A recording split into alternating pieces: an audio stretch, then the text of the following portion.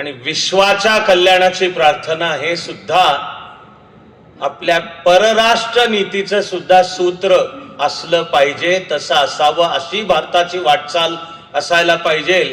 यालाही नाव आहे चाणक्य ते मोदी व्हाया विवेकानंद. डॉक्टर अविनाश धर्माधिकारी यांनी चाणक्य ते मोदी व्हाया विवेकानंद या विषयावर छान असे व्याख्यान आज राष्ट्रीय स्वयंसेवक कार्यक्रमात सर्वांसमोर सादर केले. त्याचा भाग आपल्यासाठी पाहुण्यांचं आणि वक्त्यांचं आगमन होत आहे. सर्वांना नमस्कार.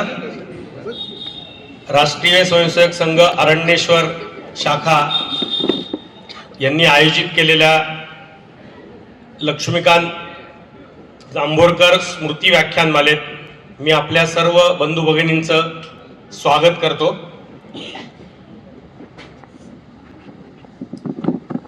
जे माननीय व्यक्ती आणि पदाधिकारी आलेले आहेत त्यांना मी विनंती करतो की कार्यक्रमाची सुरुवात दीप प्रज्वलनाने आपण करूया.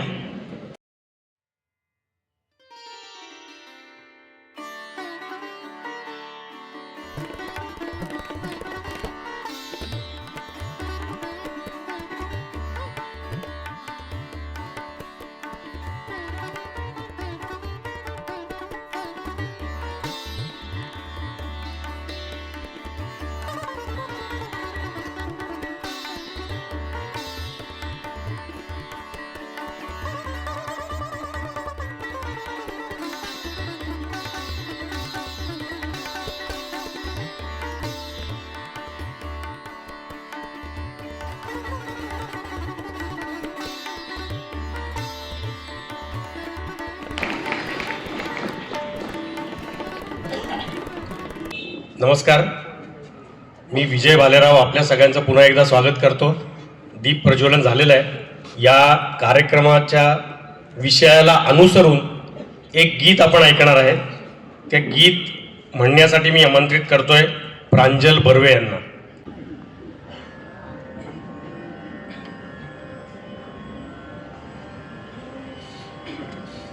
हॅलो. हम करे राष्ट्र आराधन, हम करे राष्ट्र आराधन, तन से मन से धन से,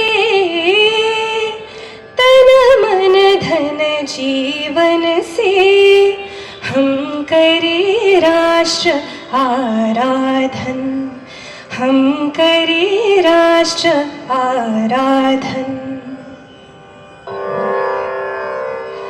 अंतर से मुख से कृति से, निश्चल हो निर्मल मति से, श्रद्धा से मस्तक नति से, हम करे राष्ट्र अभिवादन, हम करे राष्ट्र अभिवादन. अपने हंसते शैशव से, अपने खिलते यौवन से, प्रौढ़ता पूर्ण जीवन से, हम करे राष्ट्र का अर्चन, हम करे राष्ट्र का अर्चन.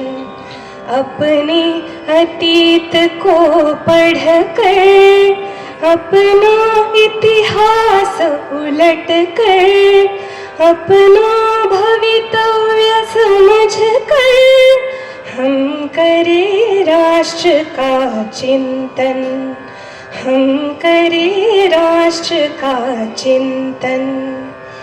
हे याद हमें युग युग की जलती अनेक घटनाएं, जो माँ की सेवा पथ पर आई बन कर विपदाएं. हमने अभिषेक किया था जननी का अरिशोणित से, हमने श्रृंगार किया था माता का अरिमुंडों से. हमने ही उसे दिया था सांस्कृतिक उच्च सिंहासन। माँ जिस पर बैठी सुख से करती थी जग का शासन। अब काल चक्र की गति से वह टूट गया सिंहासन। अपना तन मन धन देकर हम करे पुनः संस्थापन।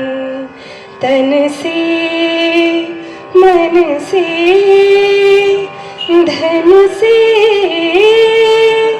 तन मन धन जीवन से हम करे राष्ट्र आराधन।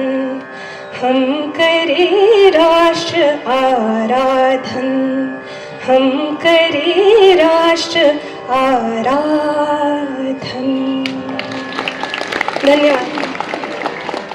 धन्यवाद प्रांजलीताई. हे या व्याख्यानमालेचं दुसरं पुष्प आहे.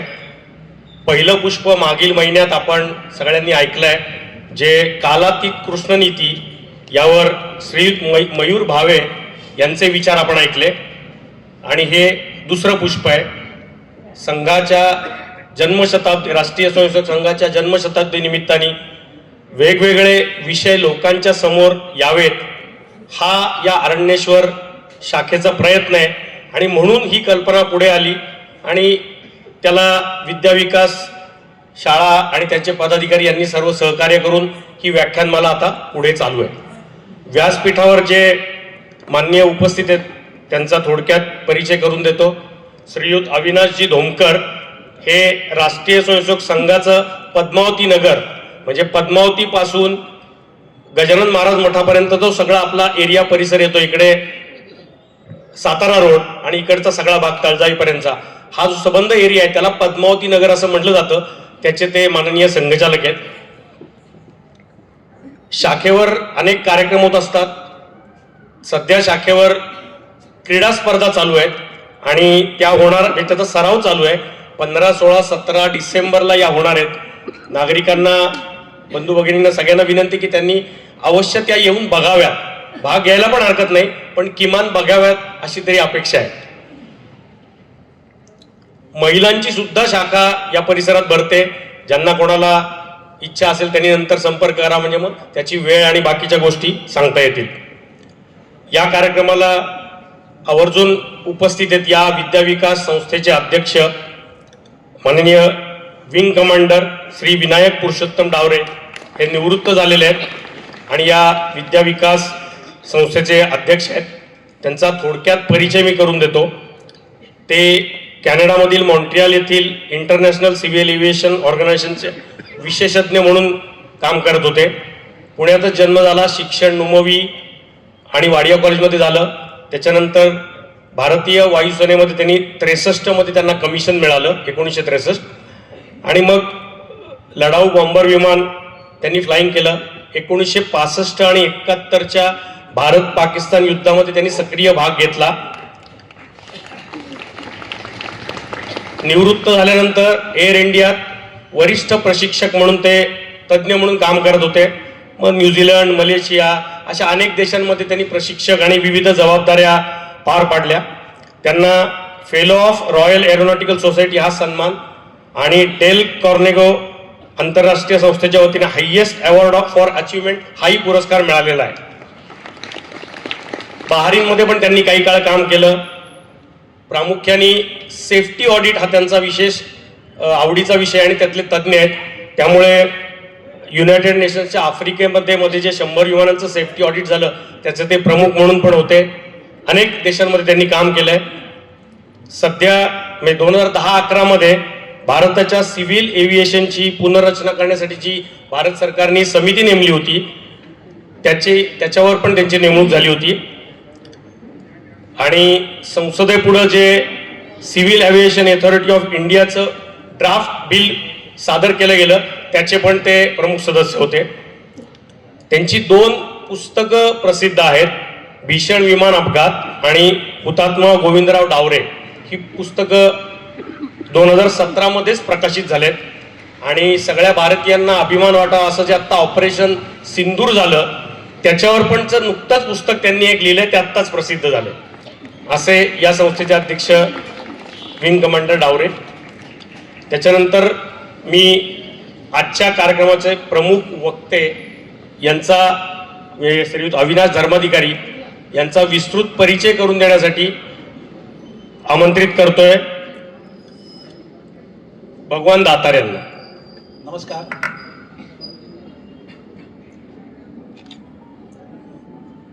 आपली प्रत्येक कृती राष्ट्र आराधनेचीच असली पाहिजे असा विलक्षण ध्यास जीवनभर घेतलेले अविनाश धर्माधिकारी यांचं व्याख्यान या ठिकाणी होणार आहे. मित्रांनो, सुरुवातीला जे गीत आम्ही निवडलं ते काही हेतुपोटी निवडलं. ही व्याख्यान मला चाणक्याच्या संदर्भात आहे आणि जे हे गीत होतं ते चाणक्य मालिकेचं टायटल गीत होतं, म्हणजे सुरुवातीचं गीत होतं, हम करे राष्ट्र आराधन. या गीताची थोडी माहिती सांगायची तर हे संघाचं गीत आहे. एका गीतकाराने ते लिहिलं त्यावेळेस त्याचे शब्द वेगळे होते. त्यांनी लिहिलं तुम करो राष्ट्र आराधन आणि त्यांनी गोळवलकर गुरुजींना जेव्हा ते गीत दाखवलं त्यावेळेस गुरुजी त्यांना म्हणाले की तुम म्हणजे कोण, आणि मग तो गडबडला आणि मग गुरुजींनी सांगितलं की त्याच्याऐवजी अशी दुरुस्ती करा, हम करे राष्ट्र आराधन. मला वाटतं हा जो समष्टीचा भाव आहे, हा जो समष्टीचा भाव आहे तोच अविनाशजींनी त्यांच्या जीवनात आणलेला आहे. जेव्हा तुमच्या जागी हम येतं त्यावेळेस सगळे प्रश्न आपोआप सुटायला लागतात आणि म्हणून अविनाशजींनी त्यांच्या दुसऱ्या पुस्तकाचं जे टायटल दिलं, जे शीर्षक दिलं ते आणि आपण सगळे, म्हणजे जी काय राष्ट्र आराधना करायची ती आणि आपण सगळ्यांनी करायची, हा भाव त्यांच्या मनात होता. पण खरं म्हणजे त्यांचं पहिलं पुस्तक आहे ते जास्त लोकप्रिय ठरलं. अगदी सुरुवातीला ते जेव्हा कॉलेज विद्यार्थी होते त्या काळात केलेली भ्रमंती, त्या काळातले अनुभव आणि तेव्हा पाहिलेला देश या संदर्भात अस्वस्थ दशकाची डायरी या नावाचं पुस्तक त्यांनी लिहिलं. आपण सर्वांनी ते पाहिलं असेल. मला वाटतं की त्यांच्या मनातल्या विचारांच्या घुसळणीमुळे त्यांनी देशाची भ्रमंती केली किंवा देशाची भ्रमंती केल्यामुळे मनात विचारांची घुसळण सुरू झाली हे आपल्याला जरा शोधावं लागेल. पण ते देशभर फिरले. त्यांना विचारांना दिशा देणारे आप्पा पेंडसेन सारखे मार्गदर्शक लाभले.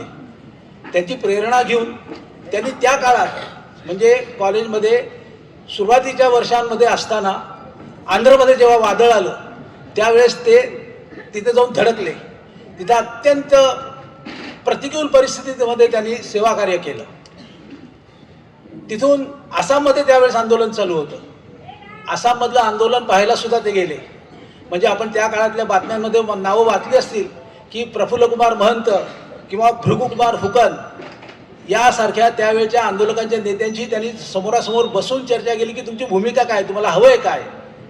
गुजरातमधल्या विद्यार्थ्यांचं आंदोलन पाहायला ते गेले होते आणि बघा हे सगळे विद्यार्थी दशेत असताना घडलेलं आहे. पंजाबमध्ये ते गेले, तिथं त्यांचा दहशतवाद्यांशी सामना झाला म्हणजे ते सुवर्ण मंदिरात गेले आणि तिथं दहशतवादाचा एक नेता हरमिंदर सिंग संधू होता, त्याच्याशी त्यांचं बोलणं चालू होतं आणि हरमिंदर त्यांना म्हणाला की या ठिकाणी भारत हा आपला सगळा देश आहे, भारत एक राष्ट्र आहे, भारत माता की जय हे तुम्हाला म्हणता येणार नाही. त्या ठिकाणी अविनाशजींमधला अविनाश जागा झाला आणि त्यांनी तिथं त्याच्या तोंडावर सांगितलं की तुझ्यासमोर मी जोरात म्हणतो भारत माता की जय, कर तुला काय करायचं. तो म्हणला समोरचा माणूस तुला गोळी घालेल. अविनाशजी म्हणाले घालू दे त्याला गोळी, मी या ठिकाणी आहे. आणि मग तो वरमला, तो म्हणाला म्हणजे तो मजाक किया था. पण तो बेडरपणा तो त्यांच्या आयुष्यभर त्यांच्याबरोबर राहिलेला आहे. याच भ्रमंतीच्या काळामध्ये म्हणजे ही ती भिरभिर भिंगरी असं त्यांनी म्हटलंय त्यांच्या पुस्तकामध्ये. तर याच भ्रमंतीच्या काळामध्ये एकदा ते विनोबाजींना भेटायला गेले. फार चांगला किस्सा आहे म्हणून मुद्दाम सांगतो. एक 10-12 जण मित्रमंडळी मिळून विनोबांना पवनारमध्ये भेटायला गेले. त्यावेळेस विनोबांकडे यादी गेली की कोण कोण आलेत भेटायला. मग त्यांनी यादीवरून नजर फिरवली आणि त्यातलं म्हटलं यात धर्माधिकारी कोण आहे. अविनाशजीने हात वर केला.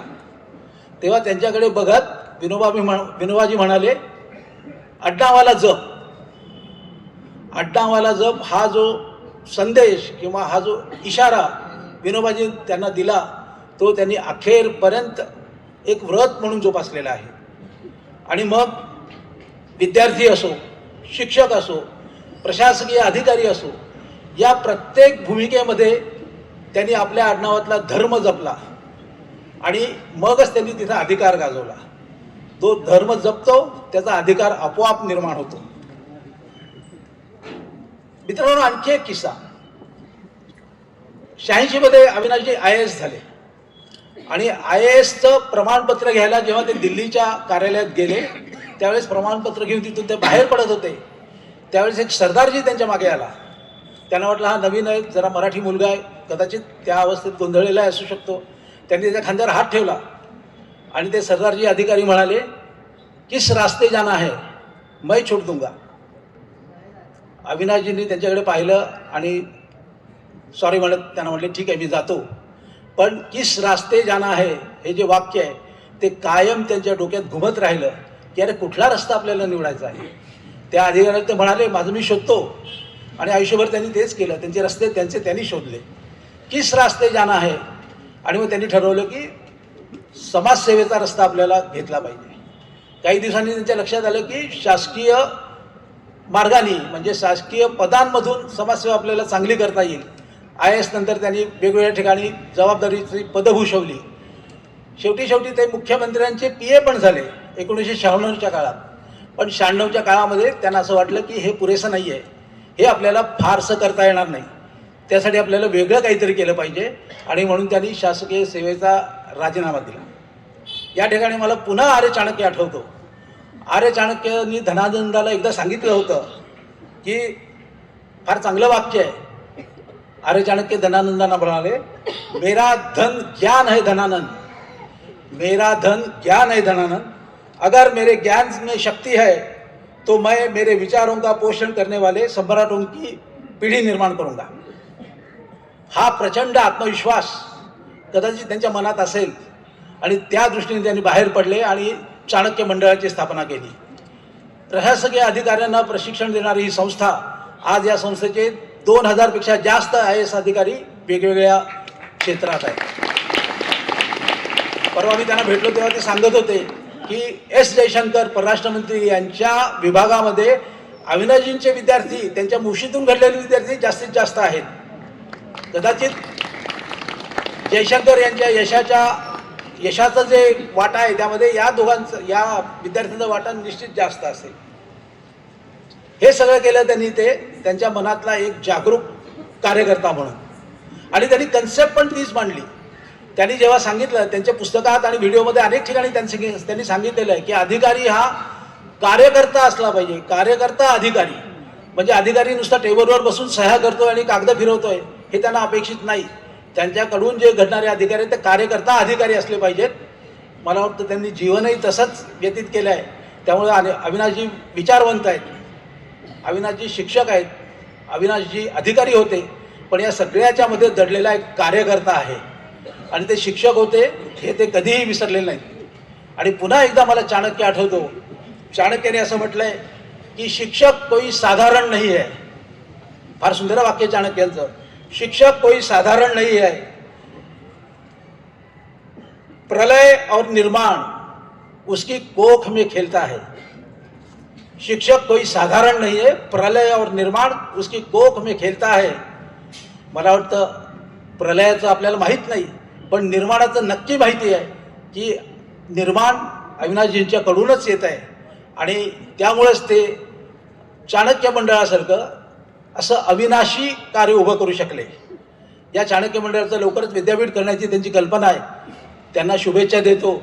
आणि त्यांचा परिचय थोडा अवघड होतं की इतक्या मोठ्या व्यक्तीचा परिचय कसा करून द्यायचा आणि अनेकांना जे माहिती तेच परत कसं सांगायचं, पण तेवढं काम मी केलेलं आहे. धन्यवाद.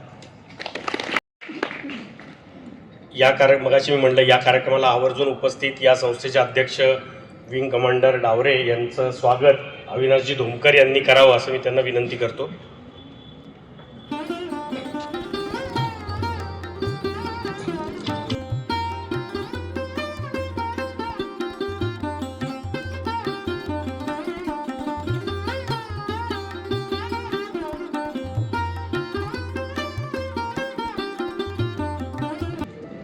पुणेकर चर्चा करण्यात नेहमीच आघाडीवर असतात असं म्हटलं जातं.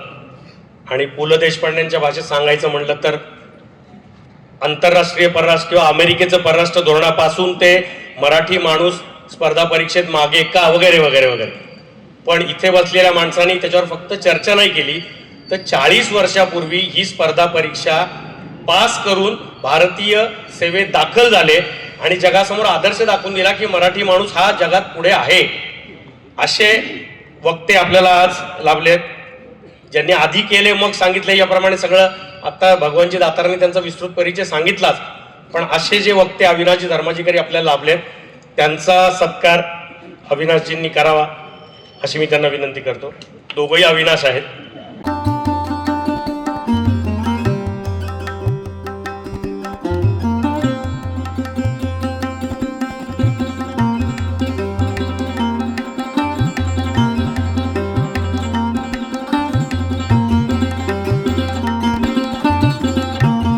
तसंच आपण मगाशी अतिशय छान गीत जे ऐकलं त्या प्रांजलीताईंचा पण सत्कार अविनाशजींनी करावा. मी प्रांजलीताईंना विनंती करतो. आता मी तुमचं नाव बरोबर घेतलं.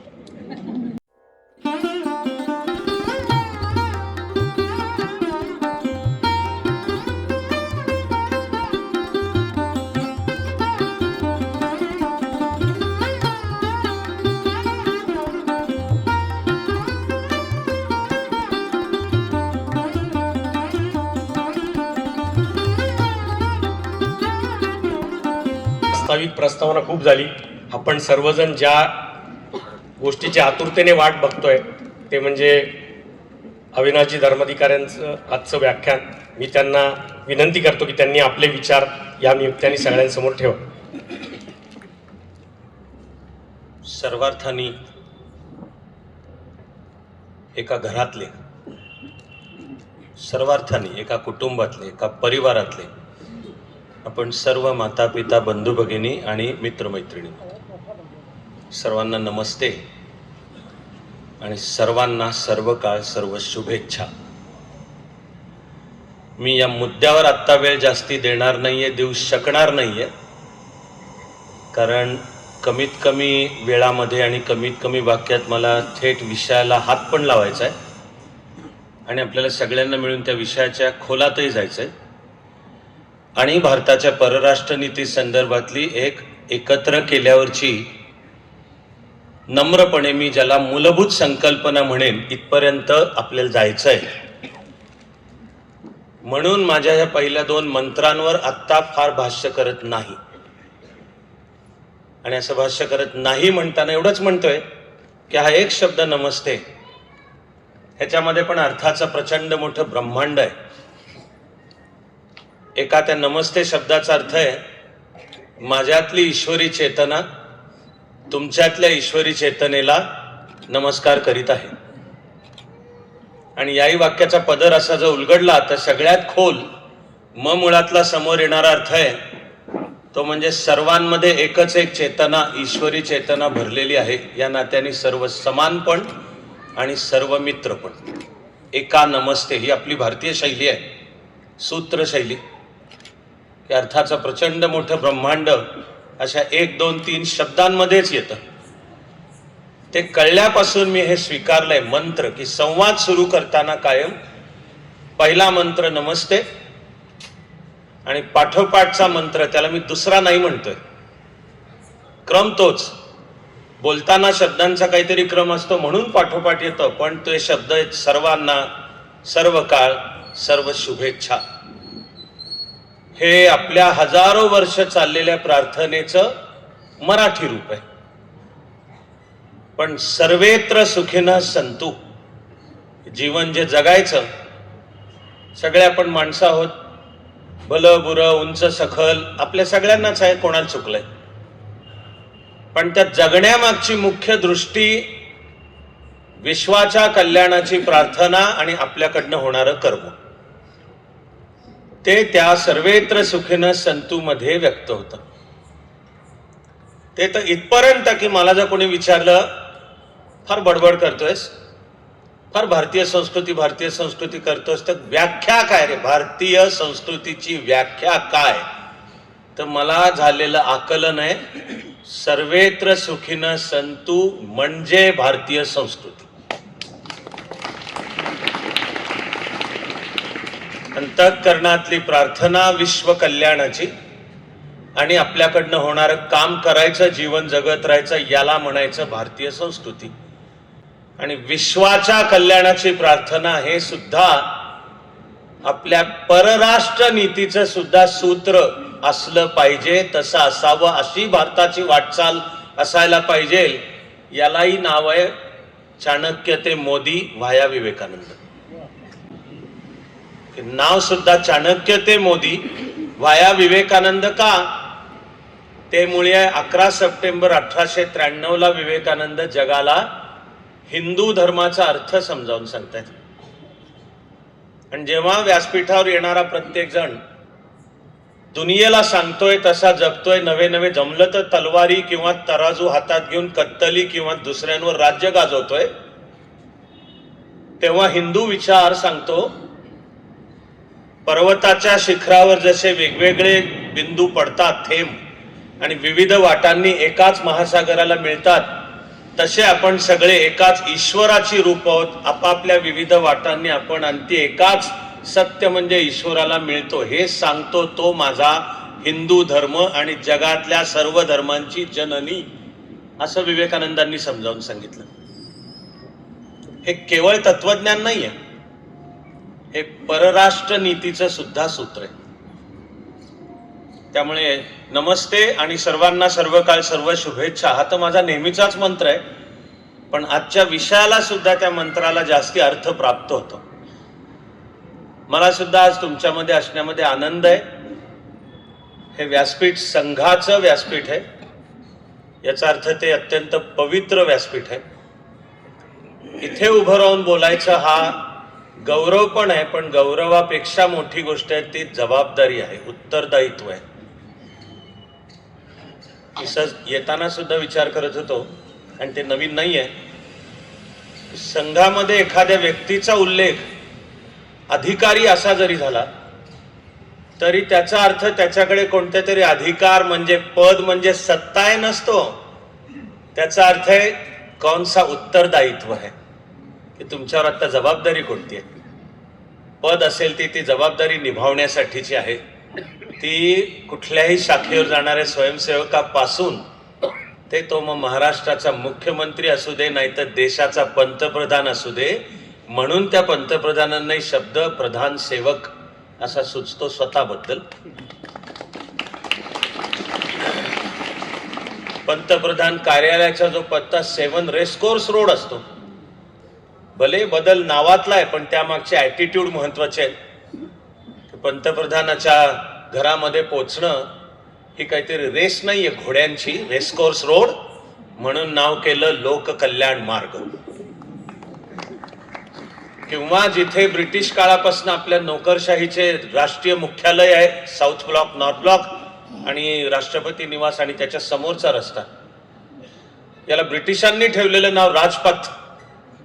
कारण तिकडे ब्रिटनमध्ये, लंडनमध्ये त्यांच्या राजा किंवा राणीच्या राजवाड्यापासून ते संसदेपर्यंत अधिवेशनाच्या वेळी एका विशिष्ट बग्गीत बसून जे राजा किंवा राणी जातो, त्या रस्त्याचं लंडन मधलं नाव किंग्स वे आहे, की मोर लॉयल दॅन द किंग हा आमचा देश गुलाम मनाची असलेला, जी सोडवण्याबद्दल पंतप्रधान पण काही दिवसांपूर्वी बोलले, कॉलनायझेशन ऑफ द माइंड. म्हणून आमच्याकडच्या मुख्य रस्त्याला नाव राजपथ. नुसता नावातला बदल असला तरी त्यामागे पुन्हा ॲटिट्यूड येतात, संस्कार येतात. आता त्याचं नाव करण्यात आलंय कर्तव्यपथ, की याचा अर्थ आहे वरिष्ठ IAS, IPS, IFS अधिकारी इत्यादी जे त्या नॉर्थ ब्लॉक, साऊथ ब्लॉक, भारताच्या सर्व प्रशासकीय विभागांची सर्वोच्च कार्यालय तिथे आहेत. त्यांनी रोज येताना लक्षात ठेवायचं की तुम्ही ज्याच्यावरून येताय तो राजपथ नाहीये, तो सत्तेची जागा नाहीये, ती तो कर्तव्यपथ आहे. की लक्षात ठेवा की हे करायचंय ते कर्तव्य आहे, ते लोकांप्रती कर्तव्य आहे, याचं भान ठेवून करायचंय. त्यामुळे संघाचं व्यासपीठ तो सुद्धा शताब्दी सारखा पवित्र, त्याला मुहूर्त, स्थळ, काळ सर्वच म्हणा तुम्ही पवित्र. माझी भावना आहे जे कार्य करायचंय आता ते करता येईल अशा मुक्कामावर 100 वर्षांच्या प्रवासाने आपण पोचलो. आणि खरोखरच माझ्या तर अंगावर काटाच येतो विचार करून. आम्हाला ज्या आप्पांचा लहानपणी सहवास मिळाला म्हणजे पहिली पिढी संघाची, आणि डॉक्टरांच्या बरोबर जे देशभर प्रचाराला बाहेर पडले.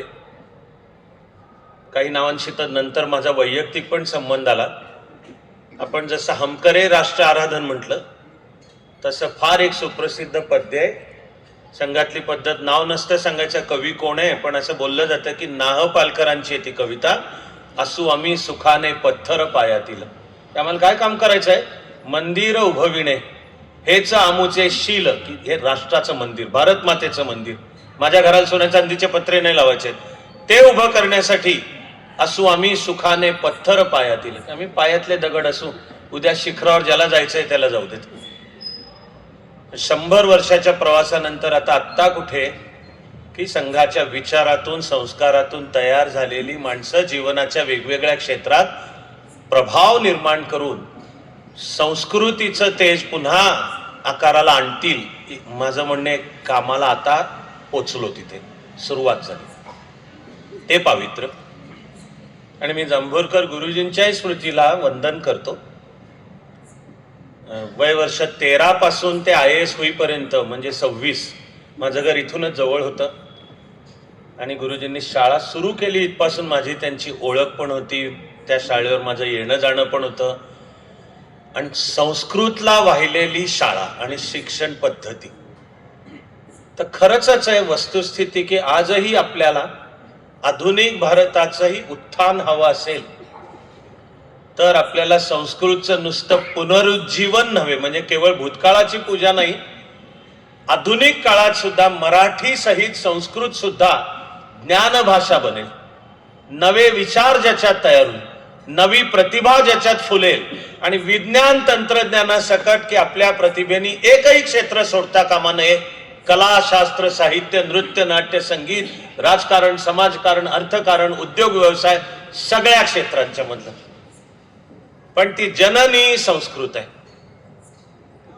तिकडे तमिळनाडूचा मुख्यमंत्री काही काळापूर्वी आधी त्याचा एक मंत्री बडबडला, सनातन म्हणजे व्हायरस आहे, संपवला पाहिजे. आपल्या देशात याला पुरोगामित्व म्हणतात. की तू सनातन म्हणजे काय, त्याचा विचार काय, त्याचा अर्थ काय, नुसता भारत नाही ते जगाला लागू आहे, विश्वाला. पण याचा काही एजंडा आहे. हा उठून म्हणतो सनातन म्हणजे व्हायरस आहे. आणि उदयनिधी स्टॅलिन आता काही दिवसांपूर्वी म्हणाला Sanskrit is a dead language, मेलेली भाषा आहे. पण if Sanskrit is dead then man you are also dead. Sanskrit मेली तर तू उदयनिधी स्टॅलिन पण मेला. तमिळ भाषा ही हे ज्यांना देश तोडायचा आहे त्यांनी सुमारे गेली 200 वर्ष पद्धतशीरपणे केलेली खुनशी योजना आहे. संस्कृत आणि तमिळ, उत्तर आणि दक्षिण, आर्य आणि द्रविड असे पेटवून द्यायचं भांडण. त्या विषाला अजूनही फळं लागतायत. ते या उदयनिधी स्टॅलिननी तोडलेले तारे. त्याचं नावच संस्कृत शब्द आहे. उदयनिधी हा शब्दच संस्कृत आहे. ते ज्यांनी ठेवलं आजोबा त्याचे, करुणानिधी हा पण संस्कृत शब्द आहे. आणि उठून जो म्हणतो संस्कृत मेल आहे, तर संस्कृत मेलं तर आपण सगळे मेलो. संस्कृत ही जगातल्या सर्व भाषांची जननी आहे. आत्ताचा माझा विषय नाहीये, पण तो मी बोलणार आहे त्याच्याशी जोडला जाणारच आहे आपोआप. ध्वनी घशातनं निघणाऱ्या ध्वनींचा अभ्यास, त्यातून तयार होणारं भाषा नावाचं शास्त्र, याचा जेवढा सखोल विचार संस्कृतमध्ये झालाय तेवढा आजचं मॉडर्न लिंग्विस्टिक्स, ते आत्ताचे लिंग्विस्ट सांगतात की महर्षी पाणिनीच्या कोणी जवळपास पण येणार नाही अशी 4016 सूत्र अष्टाध्यायीमध्ये. आणि आत्ताचा ज्याचं वर्णन द ग्रेटेस्ट लिव्हिंग लिंग्विस्ट असं केलं जातं, नॉम चॉम्स्की. चॉम्स्की हार्वर्ड विद्यापीठातला लिंग्विस्टिक्स भाषाशास्त्राचा आयुष्यभरासाठीचा प्राध्यापक आहे. त्यांचा इंग्लिश शब्द प्रोफेसर एमेरिटस. विचाराने तो खरा डावा आहे, लेफ्टिस्ट आहे. पण त्याच्यातला लेफ्टिझम त्याला या विकृतीला परवानगी नाही देतो. हे सत्य सांगतो की भाषा म्हणून जगातली सर्वश्रेष्ठ सर्वात शास्त्रशुद्ध भाषा आहे संस्कृत. ती जगातल्या सर्व भाषांची जननी आहे. संस्कृत म्हणजे नुसती भाषा नाहीये, भाषांची भाषा. भाषा हा जो प्रकारच आहे मानवी अस्तित्वातला, त्याचं सगळं मूळ म्हणजे संस्कृत आहे. आणि जांभेडकर गुरुजींनी ज्याला आयुष्य अर्पण केलं, आज मला आनंद होतो हे फुललेलं आणखीन पाहताना. होत राहो, ही एक देशव्यापी सुद्धा सर्व बदलेल असं घडलं पाहिजे. आणि त्या संस्कृतशी आपला धागा जोडून नवा भारत नव्या काळातल्या पराक्रमाला सज्ज झाला पाहिजे. म्हणजे सतत भान ठेवायचं आहे. ते नुसतं भूतकाळाची पूजा नाहीये, पण तो भूतकाळ म्हणजे काहीतरी सगळा आमचा पराभवाचाच इतिहास आहे. आमचे वेद उपनिषद म्हणजे सगळी काहीतरी अंधश्रद्धाच आहे, मागासलेलंच आहे. आणि या देशावर सतत आक्रमण झाली. आलेल्या आक्रमकांनीच काय ते नवी संस्कृती, नवे विचार, नवी प्रतिभा, काय हे जे नॅरेटिव्ह वर्णन घटित आपल्याला सांगितलं जातं, खरं असतं तर सांगणारा मी पण पहिला असतो, पण नाहीये खरं. हा जो नवा भारत, जो आपला भारतपणा जपून, आत्मा जपून नवरूप धारण करतो, हे मी म्हणतोय माणूस नागरिक म्हणून सुद्धा तुमचं माझं आव्हान आहे की ते आपल्या रोजच्या जीवनामध्ये सुद्धा दाखवून द्यायचं. 10 मेच्या संध्याकाळी 5 वाजता असं काहीतरी घडलंय की मी तिथपासून आता वर्णन स्वातंत्र्योत्तर भारताच्या विदेश नीतीतला सर्वात आव्हानात्मक कालखंड असं मी त्याचं वर्णन करतोय. The most challenging period in India's foreign policy since independence. 10 मे संध्याकाळचे 5. पाकिस्तानने 22 एप्रिलला पहलगाम, वैसरन खोरो व्हॅली इथे पद्धतशीर योजना करून, हे चुकून नाहीये, गरम डोक्याने नाही, त्यामागे नीट कॅल्क्युलेटेड, नीट गणित केलेलं आहे. आणि वेचून वेचून 26 जणांना त्यांचा धर्म विचारून आणि गोळ्या घालून मारलंय. 22 एप्रिलला करताना एव्हाना पाकिस्तानला माहितीच आहे की हा आत्ताचा भारत काय गप बसून ऐकून घेणारा नाही. तो 16 मे 2024 ला तो संपला. आताचा भारत अरेला कारेन हात उचलला असतं, दोन्ही हात खांद्यापासून उखडून काढून थोबाडीत ठेवून देऊ असा आहे. पण अशा गोष्टी ऐकणारा पाकिस्तान देश नाही. आणि त्यांचं जे स्ट्रॅटेजिक थिंकिंग चालतं की भारताच्या अंगावर जायचंय, वॉर्निंग भारताने दिली होती की यापुढे दहशतवादी आम्ही गप बसून ऐकून घेणार नाही. 26 नोव्हेंबर 2008 10 दहशतवादी घुसले, 3 दिवस मुंबईत थैमान केलं, आमचेच मित्र लढले, त्यातले 3 तर त्या मॅडम कामा हॉस्पिटलपाशी गेले. सरकार नावाच्या व्यवस्थेने काही केलं नाही, काही केलं नाही, काही प्रतिकार नाही. अमेरिकेचा दबाव होता, आम्ही करणार होतो असं आता म्हणतात. चिदंबरम यांचं आत्ता होतं विधान की आम्ही करणार होतो, पण अमेरिकेचा दबाव होता, काही केलं नाही. त्यांनी जगात तयार झालेली प्रतिमा की थप्पड ठेवून दिली तर हा देश गप्प तरी बसतो किंवा दुसरा गाल तरी पुढे करतो. पंतप्रधान मोदींनी पहिल्यापासून एक क्लिअर केलं होतं, प्रयत्न मैत्रीचे केले. पहिल्या शपथविधीलाही भारतीय उपखंडातल्या सर्व देशांच्या प्रमुखांना प्रेमाने बोलवलं, ते त्यांनी स्वीकारलं. हे स्वतः पाकिस्तानात गेले. एका विदेश दौऱ्यातनं परतताना अचानक पण पाकिस्तानात उतरले, नवाज शरीफला भेटले. पहिली दिशा मैत्री जमते का बघू. या गोष्टींचा पाकिस्तानवर काही परिणाम होत नसतो.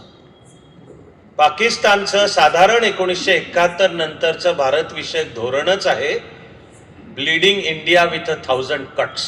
हे वाक्य ISIच्या मूळ रेकॉर्ड मधलं वाक्य आहे, पाकिस्तानची गुप्तहेर संघटना, की भारताला आपण सरळ सरळ युद्धामध्ये हरवू शकतच नाही.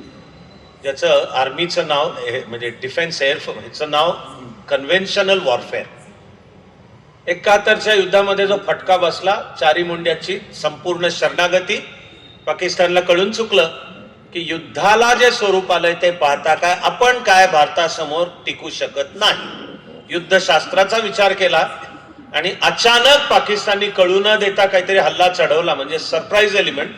तरी फार तर पहिले 48 तास किंवा जास्तीत जास्त 72, पण भारताचा जगरनॉट एकदा जर चालू झाला, आपण काय भारतासमोर टिकू शकत नाही. पाकिस्तानने तेव्हापासून स्वीकारलेलं धोरण आहे पुढे दहशतवाद, पाठीशी अण्वस्त्र. की भारताला असा डायरेक्ट युद्ध नाहीच करायचं, दहशतवादी कारवाया घडवत राहा. आज दिल्लीला, उद्या मुंबईला, परवा जयपूरला, मग अहमदाबाद, मग कांची, मीनाक्षी म्हणजे मदुराई, बंगलोर, रोजच्या गोष्टी होत्या. आणि असं चाकूचे वार करून एक एक नस कापली, रक्त वाहत राहतंय. Bleeding India with 1000 cuts. हे भारत देश ऐकून घेत राहिला अंतिमता निर्णायक 26 फेब्रुवारी 2019 पर्यंत. कारण आपल्याला कोणतरी अक्कल शिकवणारे होते ना, आपण शिकत होतो की जर पाकिस्तान पुरस्कृत दहशतवादी हल्ला झाला भारतात, तर म्हणे भारताने उलटी थप्पड रिटॅलिएट करू नये. का? भारताने जर उलटी थप्पड ठेवून दिली तर पुन्हा पाकिस्तान काहीतरी करणार, मग पुन्हा भारत म्हणजे वाढत जाणार, एस्कलेशन की वाढत जाणार. ते जर वाढत गेलं तर रूपांतर युद्धात होणार. आणि युद्ध जर झालं तर आता दोघांकडे अण्वस्त्र आहेत, म्हणजे ते अणुयुद्ध होणार. अणुयुद्धात विजय कोणाचाच होणार नाहीये. अणुयुद्ध म्हणजे mad, MAD, mutually assured destruction. याच्यात विजय कोणाचे, म्हणून आता तुम्ही गप्पच बसा. रिटॅलिएशन means escalation, escalation means war, and war means nuclear war. मग त्यापेक्षा नका करू, गप्प बसा.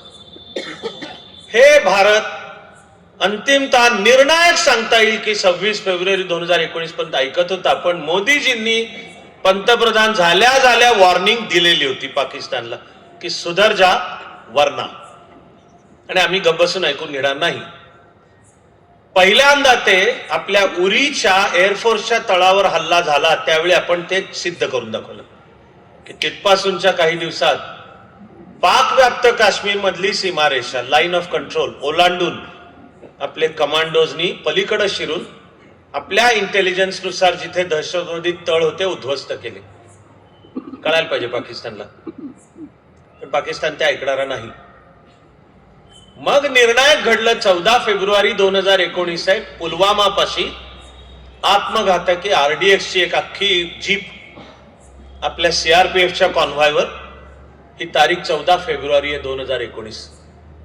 आणि आपले सुमारे 75 CRPFचे जवान त्याच्यात मारले गेले. पंतप्रधान म्हणाले की याचं उत्तर दिलं जाईल, आमच्या चॉईस, आमची सोयीची वेळ. म्हणजे युद्ध गरम डोक्याने नसतंय लढायचं, काहीतरी चिडलान गेला शत्रूच्या अंगावर धावून नसतंय करायचं. शत्रूला आपल्या सोयीने कुठे खिंडीत गाठायचंय, कुठे अनपेक्षित ठिकाणी ठोकायचंय, पण आम्ही ठोकणार आहोत. ते भारताने सिद्ध करून दाखवलं. आपला एअरफोर्स 26 फेब्रुवारी 2019 पहाटेच्या वेळी एका वेळी 12 विमानं भारतातल्या वेगवेगळ्या ठिकाणाहून एअरबोर्न हवेत, त्यातल्या 6 हवाई हद्द पाकिस्तानची ओलांडली. हे लक्षात घ्या, पाकव्याप्त काश्मीरची सीमा ओलांडण्यापेक्षा हे गंभीर कृत्य. आंतरराष्ट्रीय कायद्यानुसार दुसऱ्या देशाच्या कोणत्याही हद्दीचा भंग करणे याला ऍक्ट ऑफ वॉर नाव दिलं की हे. आणि मग तो देशही युद्ध म्हणून तुम्हाला उलटा ठोकू शकतो. पूर्ण भान ठेवून पण आपल्या एअरफोर्सने जाऊन बालाकोटला, ती तारीख 26 फेब्रुवारी आहे 2019, बॉम्बिंग केलं. तो बंकर बस्टर नावाचा बॉम्ब होता. लष्कर-ए-तैयबाचे किती 150, 200, 250, 300 किती मेले आजपर्यंत गणती नाहीये, पण भारताने ठोकला. ऐकणाऱ्या किती जणांच्या लक्षात आहे मला कल्पना नाहीये. 26 फेब्रुवारी ही स्वातंत्र्यवीर सावरकरांची पुण्यतिथी आहे. ज्यांनी आपल्या वयाच्या 15 वर्ष काही दिवस असताना प्रतिज्ञा घेतली, मायभूमीच्या स्वातंत्र्यासाठी सशस्त्र क्रांतीचा केतू उभारून मारिता मारिता मरे तो झुंजेन. आणि तसे पुढची 66 वर्ष हा पेटलेला यज्ञ होता. एकच स्वप्न, समर्थ भारत पुन्हा उभा राहताना दिसायला पाहिजे. असा समर्थ भारत की तो सामर्थ्यशाली असल्यामुळे विश्वाच्या कल्याणाची भाषा करू शकेल. आणि 65च्या युद्धामध्ये ज्या वेळेला पाकिस्तानला आपण ठोकला, सावरकरांचा देह जर्जर झालेला होता. म्हणाले ज्यासाठी हा देह धारण केला त्याचं काम होताना मला दिसतंय. मृत्युंजय असलेल्या सावरकरांनी 5 फेब्रुवारीला अन्न पाणी थांबवलं. आपली भारतीय प्रथा प्रायोपवेशन ही अत्यंत पवित्र संकल्पना. ही म्हणजे आत्महत्या नाहीये, मूर्ख माणसं याला समजतात. 26 फेब्रुवारीला स्वातंत्र्यवीर सावरकरांनी देह ठेवला. माझ्या मते तेव्हापासून आपण सावरकरांची सर्वात उत्तम पुण्यतिथी साजरी केली 26 फेब्रुवारी 2019ला बालाकोटला बॉम्बिंग करू. पाकिस्तान हे कळणारा नाही देश हे आपल्याला स्ट्रॅटेजिक लक्षात घेणंच आवश्यक आहे की हे चालू राहणार आहे. त्यामुळे 22 एप्रिल करताना पाकिस्तानची नीट योजना आहे की याला भारत अंगावर येणार. अंगावर येण्याच्या पुढच्या टप्प्यांचा विचार करूनच पाकिस्ताननी 22 एप्रिल घडवलेलं असलंच पाहिजे. आपला चॅलेंज आहे की हे शत्रूचं ओळखून जे उलट ठोकायचं आहे कसा ठोकायचा ते आपण 7 मेला चालू केलं. तेही पहिले हल्ले एअरफोर्सच आणि पहिल्यांदा आपण यावेळी पाकव्याप्त काश्मीर आणि प्रत्यक्ष पाकिस्तानची भूमी पण जिथे आपल्या इंटेलिजन्सकडे माहिती आहे की इथे दहशतवादी तळ आहेत अशा ठिकाणी आपण ठोकला 7 मेच्या पहाटे साधारण 1:30 ते 2च्या मध्ये. आणि कूटनीती ज्या तऱ्हेने चालते तर आपण ऑफिशियली अधिकृत पाकिस्तानला कळवलं की हे तुम्ही 22 एप्रिलला केल्यामुळे आमच्या माहितीनुसारच आम्ही इथे ठोकला, याही पुढे ठोकणार. तुम्हाला वाढवण्यात आता जर रस नसेल तर आम्हाला वाढवायचं नाही. म्हणजे आपण हे जे रिटॅलिएशन means escalation, escalation means war and war means nuclear war, कोणी जिंकू शकत नाही म्हणून करू नका. याला फार छान इंग्लिश शब्द आहेत, न्यूक्लिअर ब्लफ. पाकिस्तानचा न्यूक्लिअर ब्लफ की हा अंगावर येऊ, हा अणुबॉम्ब टाकू. अरे काय गोळ्या चॉकलेट आहे का अणुबॉम्ब म्हणजे? आणि बरं मग तू अणुबॉम्ब टाकशील तर मग भारत काय करणार आहे? शिल्लक राहील का अख्खा पाकिस्तान? आपण आधी बालाकोट आणि आता 7 मेला जी ऍक्शन घेतली त्यातनं हे पाकिस्तानच्या न्यूक्लिअर धमकीला भारत ऐकून घेणार नाहीये हे दाखवून दिलं की आता चालणार नाही ते न्यूक्लिअर. पाकिस्ताननी तयारी ठेवून काही केले. आता ऑपरेशन सिंदूर हे अत्याधुनिक युद्धाचा तो पहिला आविष्कार आहे भारतापुरता की आता युद्धतंत्र पण बदललं आणि ते जे कन्व्हेन्शनल वॉरफेअर आणि मग जमिनीवरचा लँड इन्फंट्री, नेव्ही, एअरफोर्स, तर आता ड्रोन्स, आता मिसाईल्स, कदाचित AI, आता आकाशातली सॅटेलाइट्स. आणि मग आपल्याकडे पण क्षमता पाहिजे, जर आपल्यावर येणारी मिसाईल्स असली हवेतल्या हवेत उडवता आली पाहिजेत. ऑपरेशन सिंदूर जे 7 मेला चालू झालं तो आपला युद्धातला जसा विजय आहे तसा भारतीय तंत्रज्ञानाने पण दाखवून दिलं की आमच्याकडे एतद्देशीय आम्ही तंत्रज्ञान तयार करून अमेरिका किंवा चीनपेक्षा जास्त चांगलं तंत्रज्ञान आम्ही युद्धामध्ये वापरू शकतो. हे ऑपरेशन सिंदूर आहे. मग 10 मे संध्याकाळचे 5 ही वेळ मी का उचलतोय? कारण जे काही सगळं ट्रॅक करत होतो, समजावून घेत होतो, एका व्यापक पार्श्वभूमीवर जाणवत होतं की आधीच्या काळात 2014 पासून पहिल्यांदा पाकिस्तान समोर मैत्रीचा हात पुढे पण त्याचा काही उपयोग नाही हे दिसल्यापासून भारताने एकूण जागतिक राजकारणात क्रमाक्रमाने यशस्वीरित्या पाकिस्तानला एकटं पाडलेलं होतं. आयसोलेट. ठामपणे भारताच्या विरोधात आलं तर धड चीन पण पाकिस्तानच्या बाजूने उभा राहणार नाही, अमेरिका पण उभा राहणार नाही, कारण अर्थव्यवस्था बदलली आहे. भारताची बाजारपेठ जास्ती महत्वाची आहे. तुम्हाला ठरवायला लागेल की बाजू पाकिस्तानची घ्यायची का अमेरिकेची घ्यायची. 10 मेच्या संध्याकाळच्या 5 पर्यंत स्थिती ही आहे की ऑर्गनायझेशन ऑफ इस्लामिक कंट्रीज हे सुद्धा पाकिस्तानची स्पष्टपणे बाजू घेत नव्हते आणि रशिया थेट भारताची घेत होता. यात तर काही विशेष नाही. विचारधारा काही असो, 2 देशांमधली त्यावेळची आणि 2 देशांमधले त्यावेळचं सरकार काही असो, भारत रशिया दीर्घकाळची काळाने सिद्ध केलेली मैत्री आहे जी आत्ताही चालू आहे, जी काल परवाही आपण पाहिली. पुतीन यांची भेट, झालेले सगळे करार. 22 एप्रिलच्या घटनेनंतर रशियाने स्पष्ट भूमिका घेतली होती की भारताला जे करायचं आहे ते करायचा अधिकार आहे, असं विधान चीननी पण केलं होतं. म्हणजे युद्ध त्याची जी डिप्लोमॅटिक पार्श्वभूमी आहे की युद्ध हे नुसतं सैन्य दारुगोळ्यांनी नाही आहे. शत्रूला नीट एकटं पाडलंय, त्याचे मागचे धागेदोरे सगळे तोडलेत. आता शेवटचा घाव म्हणजे हे युद्ध आहे. मला ते सगळं होताना जाणवत होतं की 7 मेच्या सकाळी ते जे काही 1:30 ते 2च्या मध्ये आधी ठोकला पाकिस्तानी, तरी उलटा प्रयत्न केला. त्याच्यावर मग आता आपण पाकिस्तान मधले सुद्धा 9 आणि आता ते लष्करी तळ, पाकिस्तानचे अधिकृत लष्करी तळ, इथे पण आपण आपले एअरफोर्स किंवा आपल्या मिसाईल्सनी ठोकला. 10 मेच्या संध्याकाळी 5 मला जाणवत होतं की आपण पाकिस्तानची नरडी नीट आवळलेली आहे.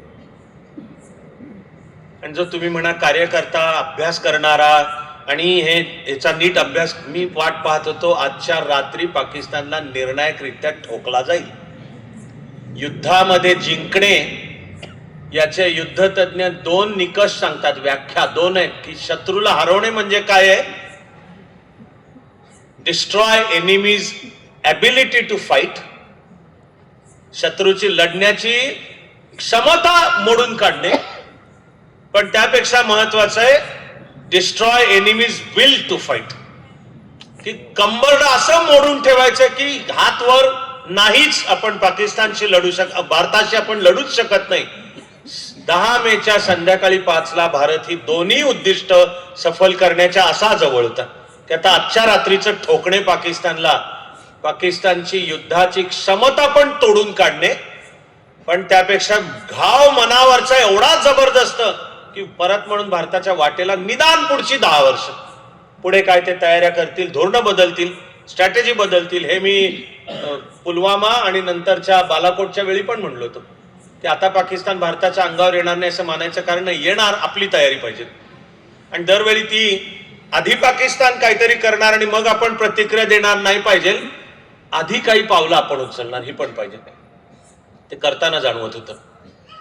10 मे संध्याकाळचे 5 की आता आपण आजच्या रात्री जे ठोकणार त्याच्यात पाकिस्तानची लढण्याची क्षमता आपण मोडून काढणार आणि मुख्य म्हणजे त्यामागचं जे मन आहे कंबरड मोडलं पाहिजे असं काढणार. तेवढ्यात अचानक बातमी आली युद्धबंदी, सीज फायर. मला धक्का आहे. आणि मी तेव्हापासून आज तुमच्याशी बोलतोय, सर्व काळाचं वर्णन, भारताच्या स्वातंत्र्योत्तर वाटचालीतला विदेश नीतीच्या संदर्भातला सर्वात अवघड कालखंड, the most challenging period for India's foreign policy since independence. अचानक जे बदललं चित्र, त्याच्यामध्ये ट्रम्पचा आमची अमेरिका खुल्लम खुल्ला पाकिस्तानच्या बाजूने, राजकारणाची जागतिक ती चक्र फिरवल्यामुळे जी पाकिस्तानची अर्थव्यवस्था शंख करते, तिला ऐन या काळात IMFनी काही बिलियन डॉलरची मदत आहे ती. ती कितवी 23वी का 25वी वेळ की भिकेचा कटोरा घेऊन पाकिस्तान सारखंच IMF वर्ल्ड बँकेकडे जाते, पण अरे ते देत आहेत. ती मदत कमी की काय म्हणून वर्ल्ड बँकेची आणखी जास्ती मदत. चीन ठामपणे पाकिस्तानच्या बाजूने पुन्हा उभा, ते नवीन नाहीये. चीन आणि पाकिस्तान कायम भारताविरुद्ध एकत्र कागाळ्या करत राहणारच. आपल्याला ते लक्षात घेऊनच आपल्याला आपली धोरणं ठरवायला पाहिजेत. युद्धशास्त्राच्या तज्ञांनी त्याला 2 फ्रंट वॉर असं नाव दिले की भविष्य काळात खरंच एक वेळ अशी शक्य आहे की पाकिस्तान आणि चीन एका वेळी भारतावर हल्ला करतील आणि आपल्याला डिफेन्सिव्ह वॉर, पण एका वेळी 2 आघाड्यांवर, जे भल्या भल्या शक्तींना अशक्य असतं भारतावर ही वेळ येणं शक्य आहे.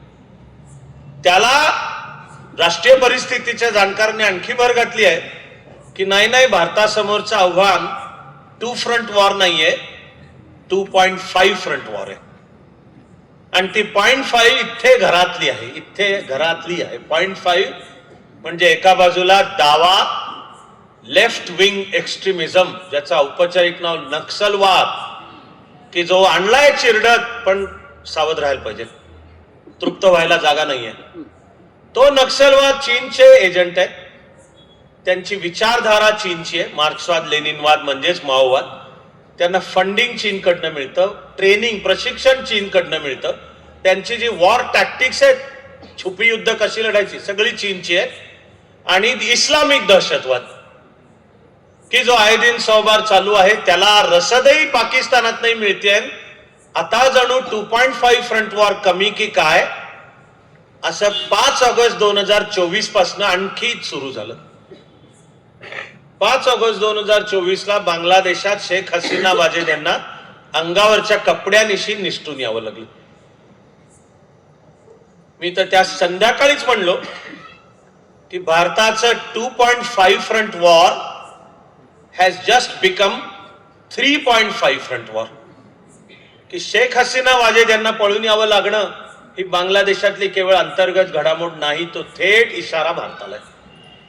एकतर असंच भारतात घडवण्याच्या पण योजना, पण आता तर चीन, पाकिस्तान, बांगलादेश एकत्र येऊन काही भारत विरोधी करतील आणि मग भारताला इतक्या आघाड्यांच्यावर लढायला लागेल. एक स्थिती गोचीची झाली.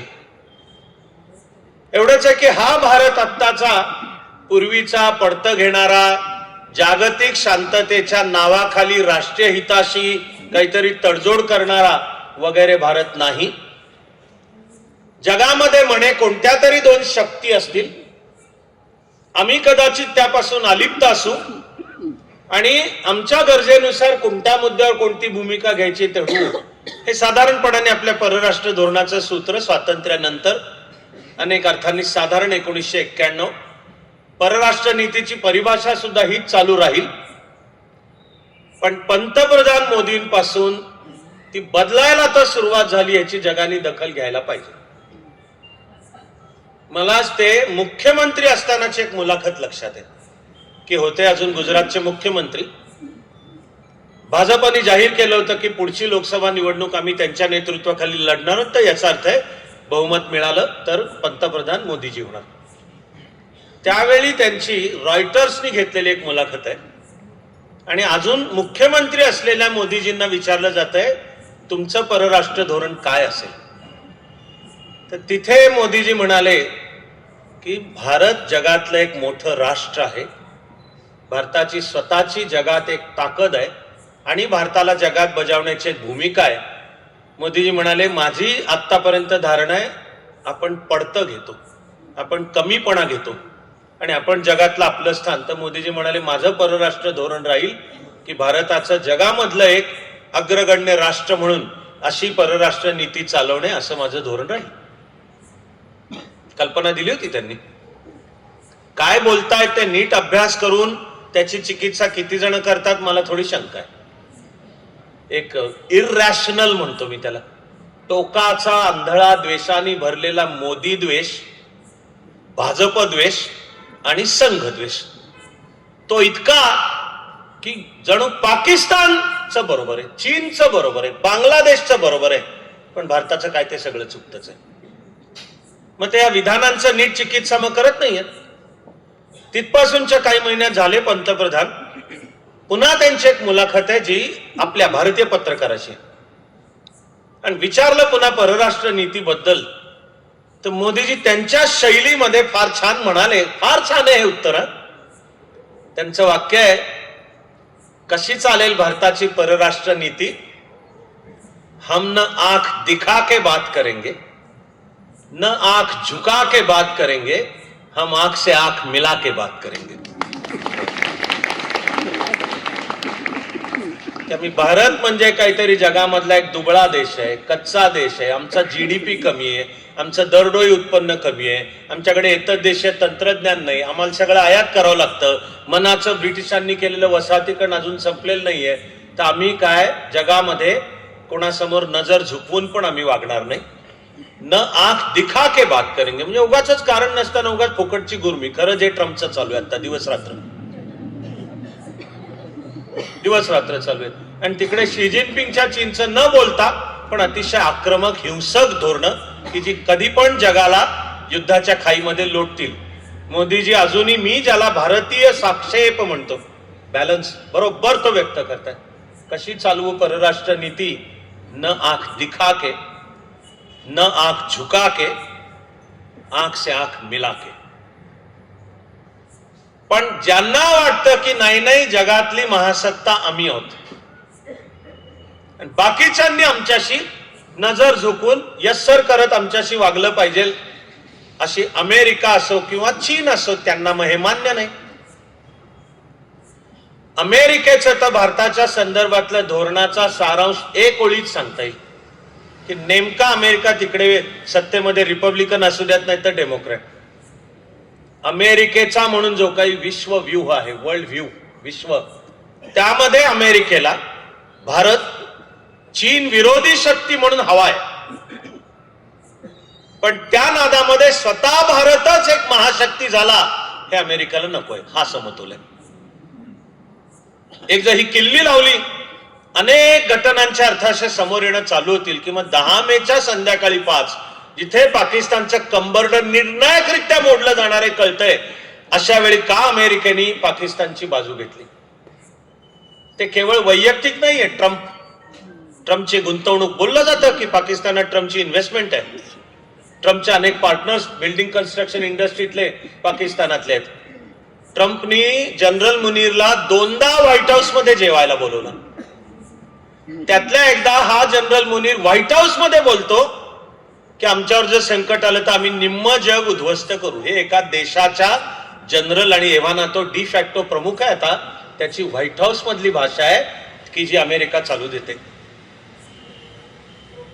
का चालू देतेचं उत्तर आहे, अमेरिकेला भारत चीनच्या समोर आशियाच्या राजकारणात उभा राहायला मात्र हवाय, पण त्या नादामध्ये स्वतः भारतच एक ताकद झाला असं मात्र नकोय. मग हे कसं साधा? ते एका बाजूला क्वाड म्हणजे अमेरिका, जपान, भारत आणि ऑस्ट्रेलिया यांची युती, ज्याचं नाव इंडो पॅसिफिक, त्यामध्ये भारत चीनच्या समोर उभं राहिला एक जणू लष्करी बळ.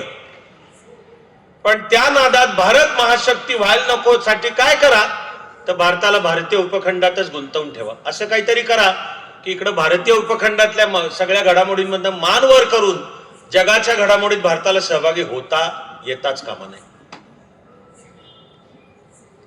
एकतर हार्वर्ड प्रणित आता परिभाषा सुद्धा आहे की ते भारतीय उपखंडाला भारतीय उपखंड नाही म्हणतात, तिकडे त्यांनी शब्द शोधून काढला साऊथ एशिया,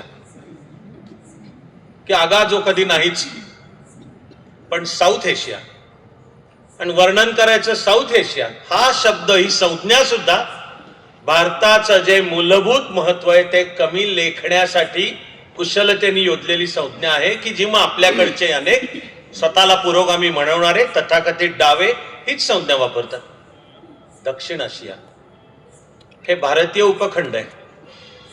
ह्याचं नाव परवापर्यंत सुद्धा भारतीय उपखंडच आहे. उल्लेख इंडियन सब कॉन्टिनेंट असाच कायम आहे. एवढंच नाही, हा वारसा फाळणीपर्यंत मागे जातो. आपल्याला जर रूढार्थाने वाटलं आजपर्यंतच्या अभ्यासात की एकूण मिळून सय्यद अहमद खान आणि अलीगड मुस्लिम विद्यापीठापासून सुरू करून मुस्लिम अलगाववाद देशात वाढला, ब्रिटिशांनी त्याला मुद्दाम फोडा आणि राज्यकाराच्या नीतीनुसार आधार दिला, आणि मग त्या सगळ्याची परिणती म्हणजे आधी मॉर्ले मिंटो सुधारणांच्या मध्ये मुसलमानांना विभक्त मतदारसंघ, तो ब्रिटिशांनी मुद्दाम मुसलमानांचा विभक्तपणा जोपासला, वाढवला, हिंसकता चालू दिली. 16 ऑगस्ट 1946चा डायरेक्ट ऍक्शन डे की जिथे बंगालमधल्या कत्तलीपासून भयंकर आहे सगळं, त्याच्यापासून सुरुवात झाली. हे जे नॅरेटिव्ह आहे फाळणी मागचं, ते आणखी काही जी कागदपत्र प्रकाशात आली आहेत त्यांनी संपूर्णपणे बदलतं ते नॅरेटिव्ह.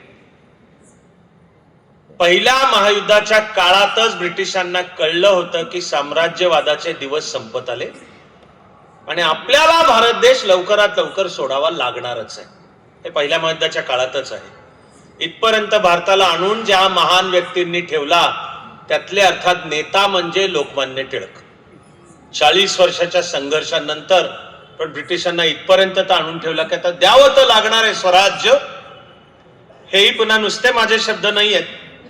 ऐन पहिलं महायुद्ध चालू असताना त्यावेळेचा भारत मंत्री मॉन्टेग्यू भारतात आला आणि त्यांनी 20 ऑगस्ट 1917ला जाहीर केलं अधिकृत की टप्प्याटप्प्याने दर 10 वर्षाला एकदा राजकीय सुधारणांचा हप्ता भारतीयांच्या हातात देऊन एक दिवशी सगळा कारभार भारतीयांकडे सोपवून निघून जाणे हे आमचं उद्दिष्ट आहे.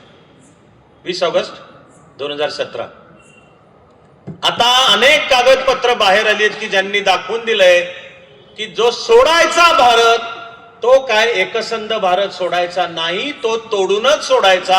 हे ब्रिटिशांचं पहिल्या महायुद्धाच्या काळातच ठरलेलं होतं. कागदपत्र आहेत आता त्याची. पुढे जिला नाव इंडियन फॉरेन सर्व्हिस देण्यात आलं ब्रिटिश काळात, जिचं कॉमन नाव इंडियन सिव्हिल सर्व्हिस होतं, त्यातले एक वरिष्ठ अधिकारी नरिंदर सिंग सरीला हे माउंटबॅटनचे एडीसी होते, एड डी कॅम्प. नरिंदर सिंग सरीलांनी मूळच्या ब्रिटिश रेकॉर्डचा अभ्यास करून मांडलंय पुस्तक shadows of the partition. Clearly British कागदपत्र दाखवून त्यांनी सिद्ध केलंय की भारत देश आपल्याला सोडावा लागणार. हे ब्रिटिशांना पहिल्या महायुद्धाच्या काळातच कळलं होतं. तो सोडायचा, तो काय एकसंध भारत सोडायचा नाही. कारण तुमच्या माझ्यापेक्षा ब्रिटिशांनाच कळत होतं की एकसंध भारत जागतिक महासत्ता होणार.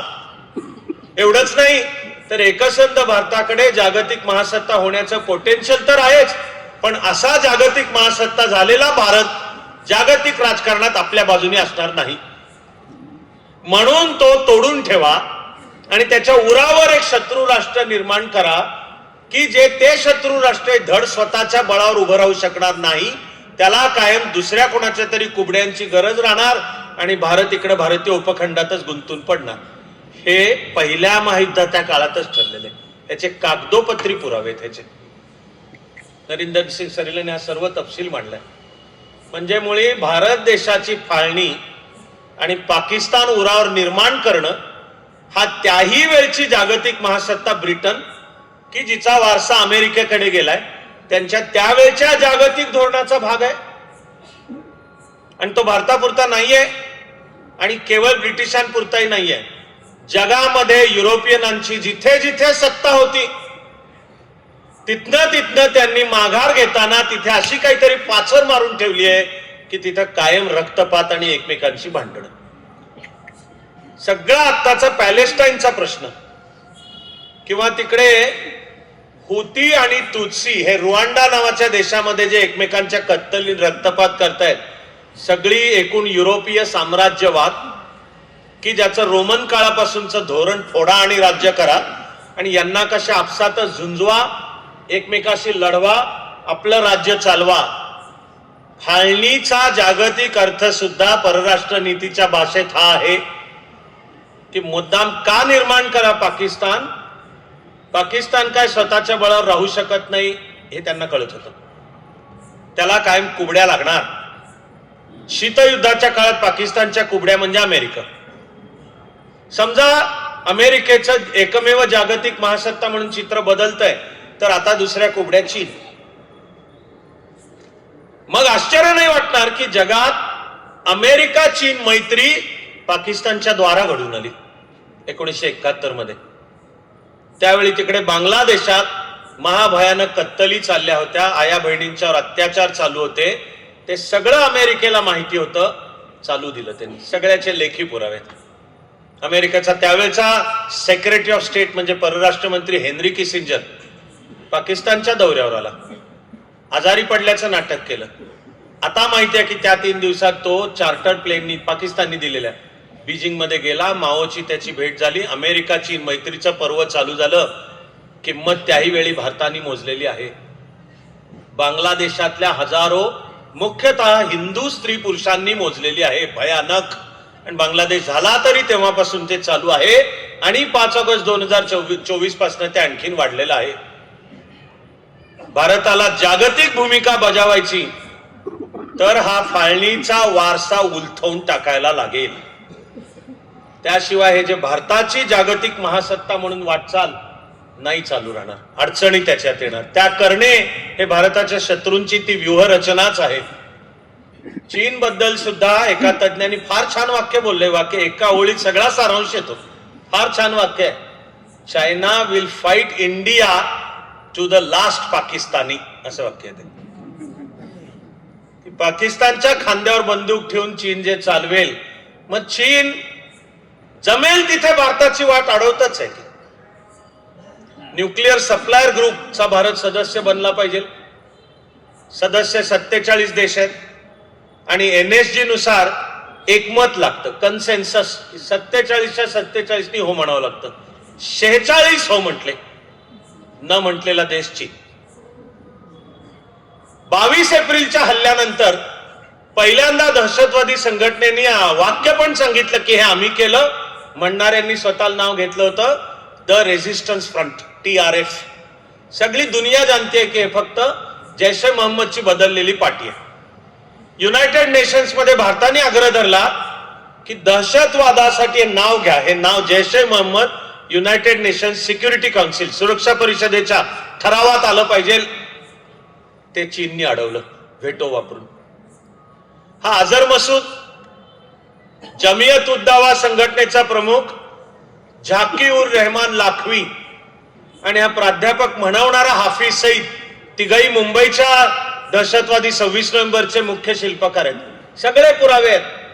तिघांच्या नावाने भारत युनायटेड नेशन्स मध्ये म्हणते की यांना दहशतवादी जाहीर करा. चीन होऊ देत नाही, व्हेटो वापरतात. चीन होऊ देत नाही.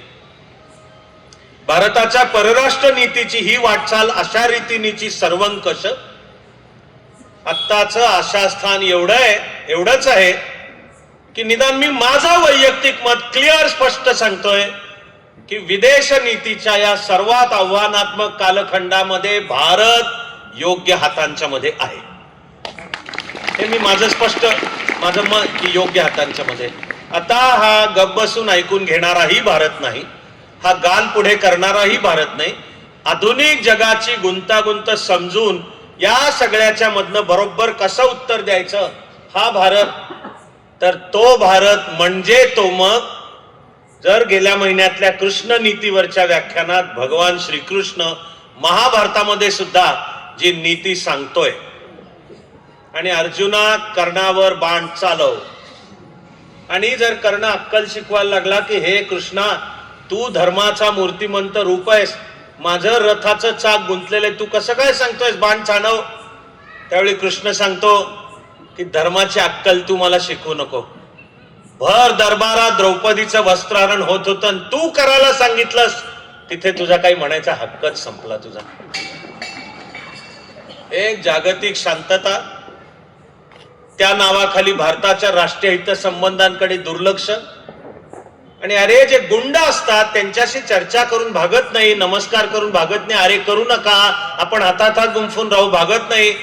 पोलीस गुंडाला थोबाडीतच द्यावी लागते, उलटी ठेवून द्यावीच लागते.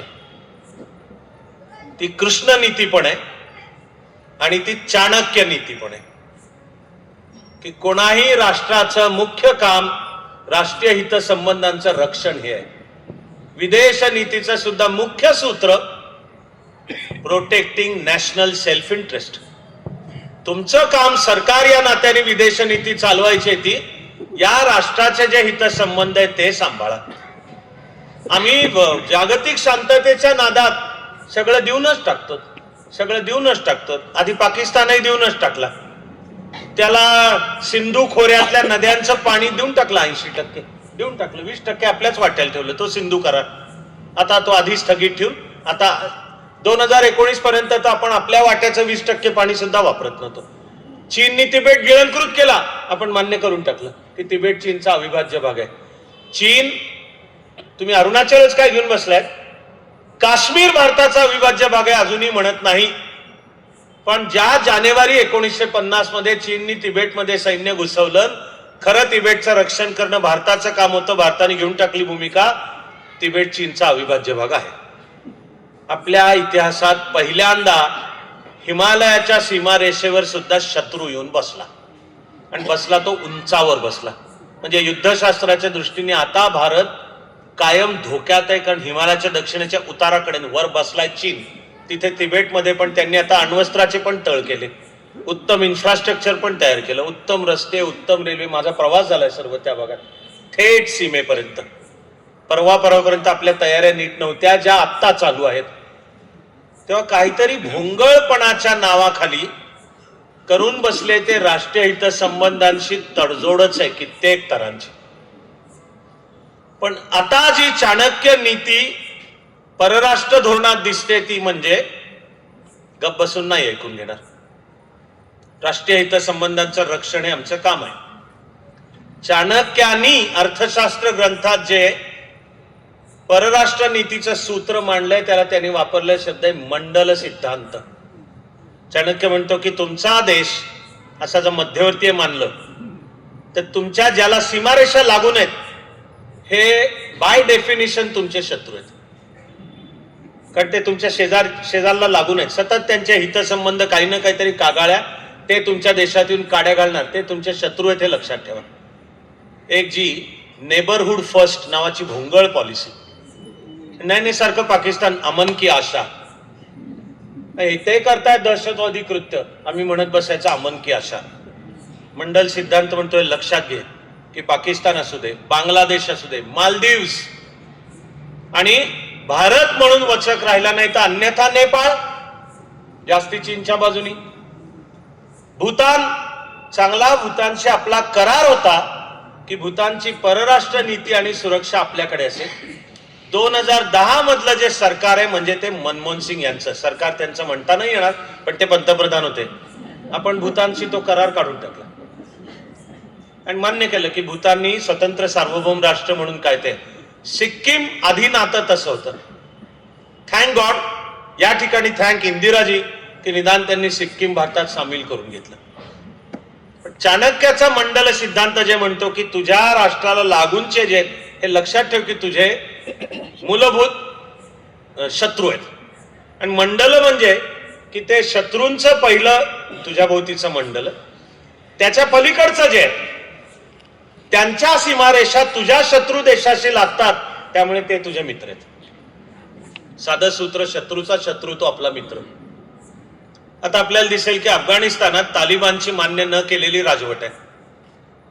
भारताने ती मान्य करता कामा नये असं माझंही मत आहे. तालिबान हे महाभयानक धर्मांध आहेतच, पण जर परस्पर अफगाणिस्तान पाकिस्तानच्या लढाया होत असतील तर आपलं बरं आहे. पाहुण्याच्या काठीनी साप मारण्यातला प्रकार आहे, म्हणून आपण जर अफगाणिस्तानला बॅकिंग द्यायचं झालं तर हे एकदम खणखणीत आंतरराष्ट्रीय नीतीचं क्लिअर कट सूत्र आहे की आता जर अफगाणिस्तान पाकिस्तान त्यांना ते पख्तुनिस्तानचा वाद, दुरान रेषा त्यांना मान्य नाहीये. हे जे तेहरीके तालिबाने पाकिस्तानी संघटना, ही पाकिस्तान म्हणतं दहशतवादी, ती तुम्ही तालिबान जोपासताय. अफगाणिस्तानच्या तालिबानने सांगितलं आमचा काय संबंध नाहीये, ती तुमची पाकिस्तानातली आहे. आता पाकिस्तानने अफगाणिस्तान विरोधी धोरणं चालू केली. अनेक अफगाण जे पाकिस्तानात निर्वासित म्हणून राहतात त्यांना काढून टाकणं चालू केलं.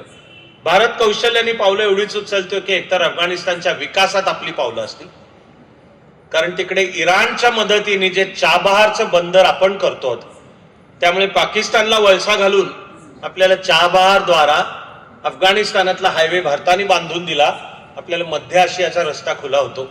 म्हणजे पाकिस्तानचं भूराजकीय जिओपॉलिटिकल महत्व आपण मायनस करून टाकू शकतो.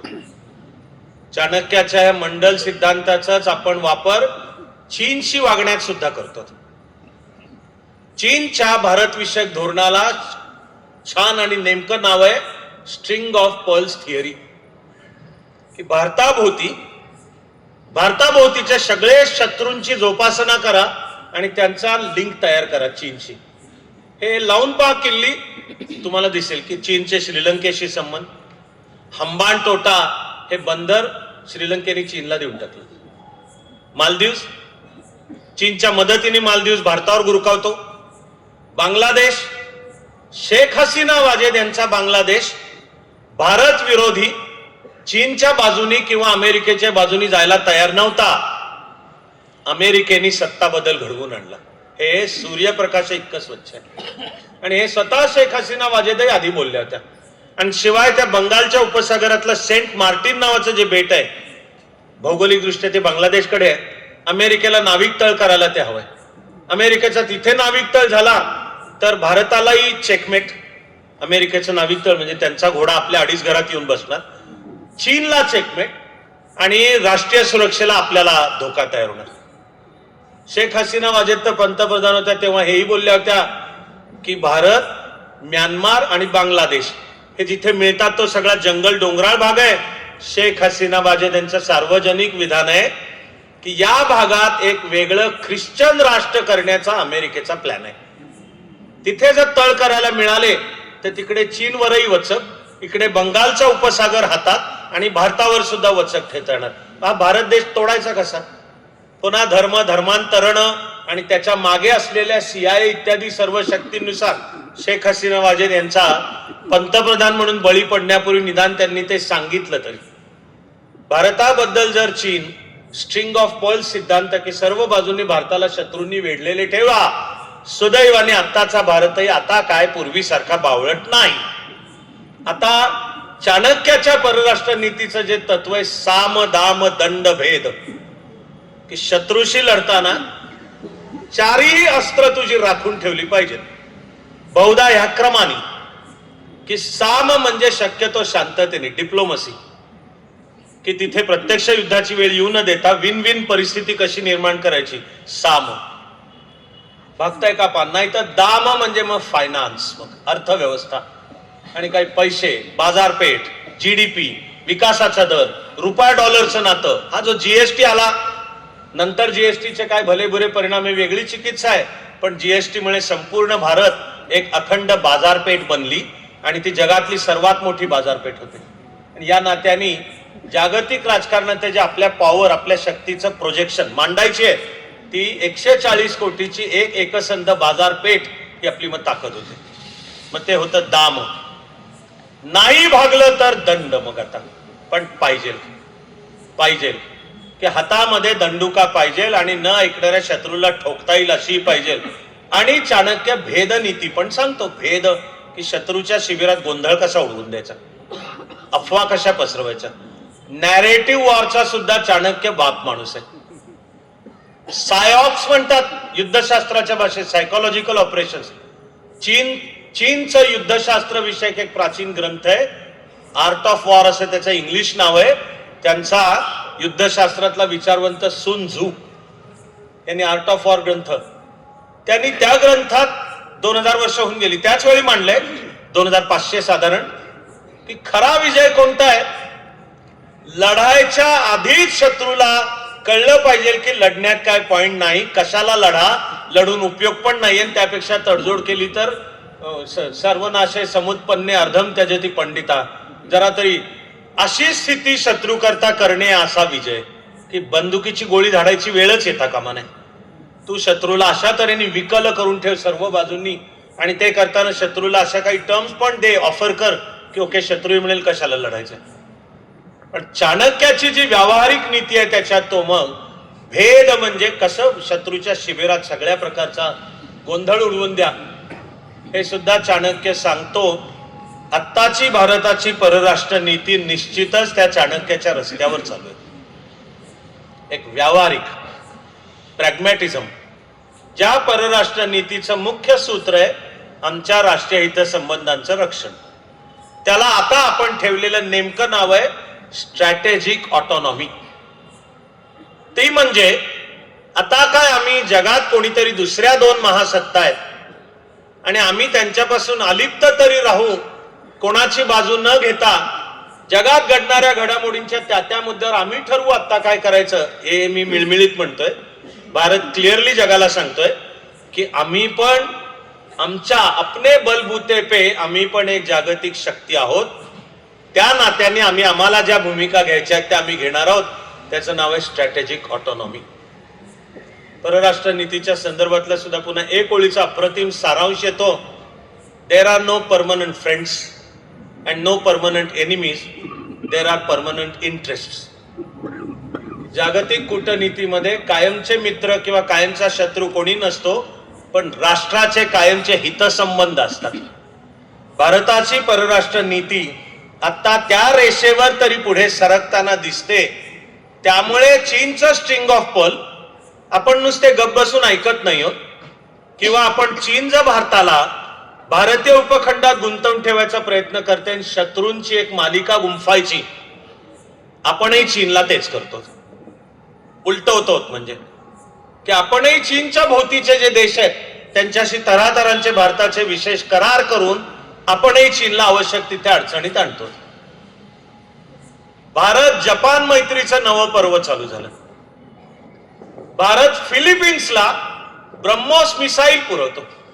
म्हणजे तिथून चीन फिलिपिन्सच्या माऱ्याच्या टप्प्यात येतो की चल भारत काय सांगतो चीनला की तुला काय वाटतंय, तू आम्हाला भारतीय उपखंडात गुंतवून ठेवतो का, चल तुझ्या उरावर ब्रह्मोस आम्ही आढळून ठेवतो. आणि साऊथ चायना सी मध्ये जो चीनचा वाद चालू आहे, भारत तिथे चीन विरोधी शक्तींना प्रबळ करतो. उत्तरेला मंगोलिया आहे चीनच्या, आपला मंगोलियाशी करार आहे. मंगोलियामध्ये युरेनियम सापडतं, पण ते युरेनियम काढणं आणि त्याची सगळी प्रक्रिया आहे, प्रचंड वैज्ञानिक तंत्रज्ञानाचं मोठं काम आहे. भारताकडे आहे ती टेक्नॉलॉजी. भारत मंगोलिया करार आहे की मंगोलियातल्या युरेनियमचा सगळा एक्स्ट्रॅक्शन, काढणे, वापर हे तुम्हाला भारत करून देईल. भारत चीन जी जागतिक स्पर्धा आहे ती आफ्रिकेत पण चालू आहे, ती लॅटिन अमेरिकेत पण चालू आहे. आणि चीन सुद्धा अर्थातच त्यांच्या हाताशी असलेलं प्रत्येक साधन वापरतोय. पर्यावरणाची समस्या झाली, कोळसा आणि पेट्रोलमुळे मुख्यतः प्रदूषण होत आहे, थांबवायला पाहिजे किंवा कमी करायला पाहिजे. उपाय काय, निदान गाड्या, कार किंवा जी आपली व्हेकल स्वयंचलित, हे इलेक्ट्रिक ईव्ही त्याची जी बॅटरी आहे तिला लिथियम नावाचं मिनरल खनिज लागतं. जगातला सुमारे 75% लिथियमचा साठा चीनकडे. भारताशी पंगा घेईपर्यंत चीन भारताला लिथियम देत होतं. चीनने एक दिवशी अचानक सांगितलं आम्ही बंद करतोय. आपल्याला प्रॉब्लेम झाला, हे सत्य आहे. पण मग आता आपण दुसरे रस्ते शोधतो.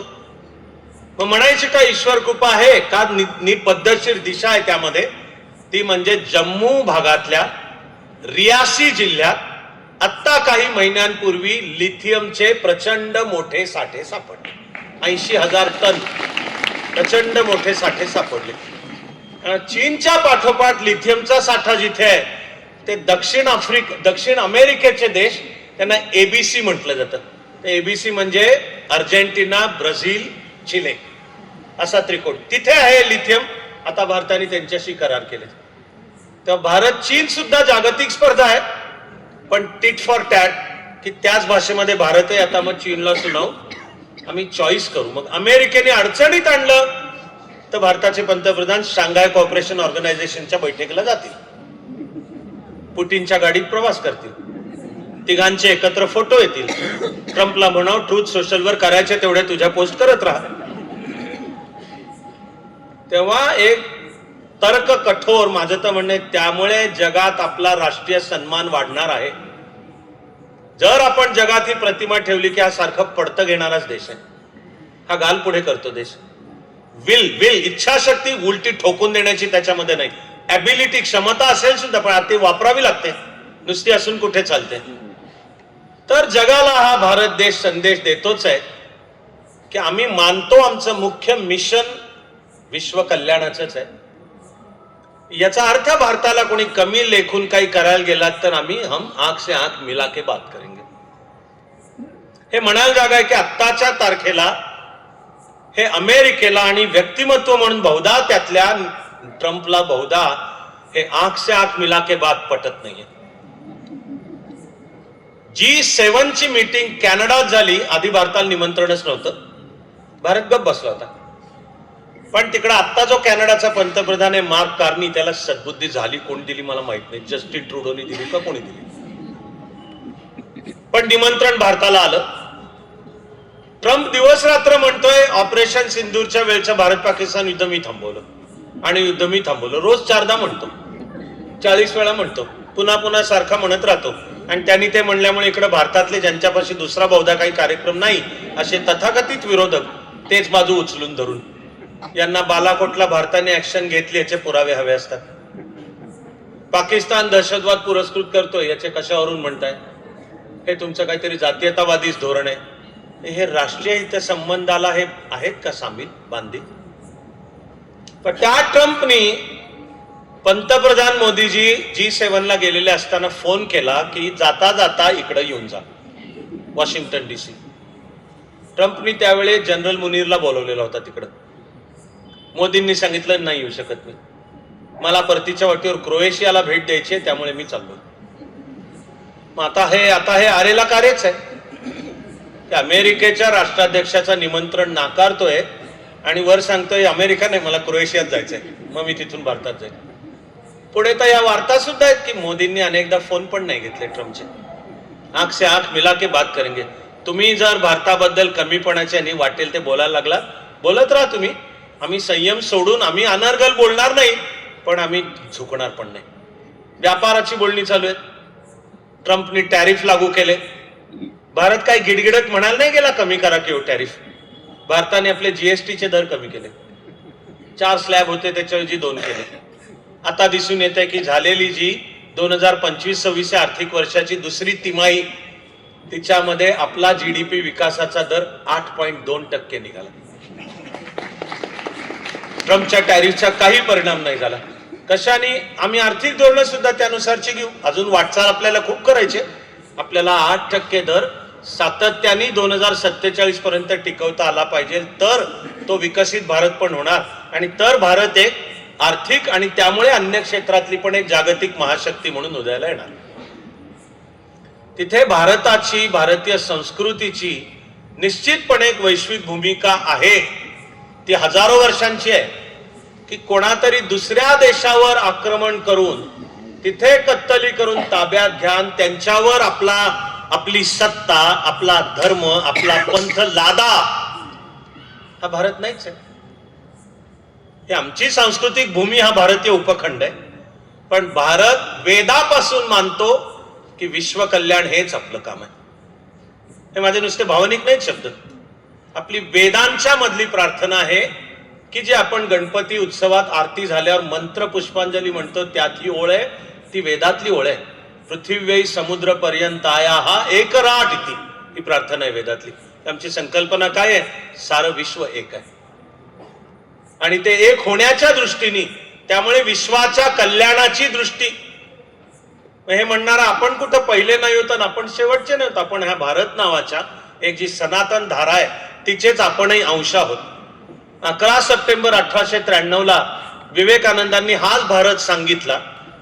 विवेकानंदांनी मांडून ठेवलंय की स्वतंत्र भारताची जागतिक नीती काय पाहिजे, तर ज्यामुळे अध्यात्म विचार, त्यातला वेदांत म्हणजे मुळी साऱ्या विश्वाच्या एकात्मतेचा विचार आणि सर्व सृष्टीच मुळी त्या विश्वाचे, ते ईश्वराचे आविष्कार आहे. या नात्याने आपण सगळे एक, हे भारताच्या परराष्ट्र नीतीचं पण सूत्र पाहिजे असं विवेकानंद अजून 19व्या शतकाच्या शेवटाकडेच सांगून ठेवलंय. मग आता संस्कृतीशी बहुधा फारकत घेतलेला देश पुन्हा जेव्हा म्हणू लागतो की आम्ही एक सनातन राष्ट्र आहोत, एक संस्कृती आहोत, सूत्र तीच घेऊन आम्ही नवे आधुनिक आकार धारण करू, आम्ही ते दिसणं चालू होतं. उदाहरणार्थ 1991 नंतर पहिल्यांदा त्यावेळचे पंतप्रधान PV नरसिंहराव यांनी भारताच्या परराष्ट्र नीतीला एक नवं सूत्र जोडलं. त्याला त्यांनी दिलेलं इंग्लिश नाव आहे लुक ईस्ट पॉलिसी, पूर्वेकडे पहा. तिथपर्यंतचं भारताचं सगळं परराष्ट्र धोरण पश्चिमाभिमुख आहे. सगळं अमेरिका, सोव्हिएट रशिया, युरोप असले तर वेस्ट एशिया, इस्लामिक देश, सगळे पूर्वेकडचे जे देश आहेत यांच्याशी गेल्या सुमारे 2500 वर्षांचं भारताचं सांस्कृतिक नातं आहे. त्या देशांमध्ये भारताबद्दल एक विश्वास आहे. माझे खूप प्रवास झाले त्याही भागात. आजही ते अत्यंत आनंदाने सांगतात की भारत आमची मूळची भूमी आहे. हा जो काही आमचा देश, आमची संस्कृती, आमची लिपी, आमची भाषा, आमची कला, रामायण, महाभारत, बौद्ध, हे सगळं भारताकडनं आलं. भारताबद्दलचा एक विश्वास त्यांच्या मनात आहे आणि त्या तुलनेत चीन बद्दलचा धसका आहे की चीन आपल्याला गिळंकृत करेल, चीन खाऊन टाकेल, चीन खतम करेल. भारताबद्दलची ही भावना अजिबात नाही. पण आपण परराष्ट्र नीती त्यावर कुठं उभी करत होतो आधीची? त्याला दिशा आधी नरसिंहराव यांनी दिली लुक ईस्ट आणि मोदीजींनी पंतप्रधान झाल्यावर त्याच्यात आणखी भर घालून ऍक्ट ईस्ट, की पूर्वेकडचे देश. एक सांस्कृतिक वारसा आहे, त्यामुळे विश्वासाचं नातं आहे आणि ते नुसतं भावनिक न राहता विकासाची पावलं, तऱ्हातऱ्हांचा जो असेल टेक्नॉलॉजिकल एक्सचेंज इत्यादी आपण सगळे एकत्र करू. त्यात सुद्धा हे जे SAARC, South Asian Regional Cooperation, भारताने ती कल्पना करून टाकली रद्दबातल आणि त्याच्या जागी बिमस्टेक म्हणजे सार्क अधिक म्यानमार, थायलंड, पुणे, पाकिस्तान, हे आपण पाकिस्तानला मायनस करून टाकलं. आणि ही जी बिमस्टेक ही संकल्पना आहे, याद्वारे ऍक्ट ईस्टला प्रत्यक्ष आकार देणं चालू केलं की नवं नातं. मग त्यातून पण आहे की व्हिएतनामला त्यांचा जो गल्फ ऑफ टोनकिन, व्हिएतनाम आणि चीन अशी निमुळत गोलाकार येतो आखात गल्फ, तिथे तेल आहे. ते तेल शोधून काढायला आता भारताशी करार आहे आपली ONGC भारताशी. चीननी त्यावेळी एकेवेळी आक्षेप घेतला, भारताने तो उडवून टाकला की तुमचा काय संबंध नाहीये, ते जे समुद्र आहे तो व्हिएतनामची सार्वभौम जमीन आहे, आम्ही सार्वभौम राष्ट्र, तुम्ही नाही सांगायचं. चीनचा जो दावा आहे की साऊथ चायना सी सगळा आमचा आहे, भारताने तो न ऐकता हे जे ऍक्ट ईस्ट नुसारचं आर्थिक विकास, तंत्रज्ञान, चलन विषयक व्यवहार आणि भारताकडच्या कुशलतेचा वापर आणि ज्या एशियन टायगर्सनी त्यांची प्रगती कमी काळात करून घेतली तिचा भारताच्या प्रगतीला कसा वापर करून घेता येईल, हे विवेकानंदांचंही स्वप्न होतं. खरं म्हणजे नीट वाचलं तर हे गांधीजींचं सुद्धा स्वप्न होतं. मी तर इथपर्यंत म्हणतोय की पंडित जवाहरलाल नेहरूंच्या फॉरेन पॉलिसी मधल्या दुर्दैवानी त्रुटी, भोंगळपणा आणि त्या नादात भारताच्या राष्ट्रीय हितसंबंधांचं झालेलं नुकसान भरपूर आहे. पण पंडितजींनी सुद्धा मांडलेली दृष्टी की जगामध्ये भारताला बजावण्याची एक भूमिका आहे, ती विश्वाच्या कल्याणाची भूमिका आहे, ती करायलाही भारत देश सुसज्ज झाला पाहिजे. एक प्रकारची सांस्कृतिक संगती आहे त्यामध्ये.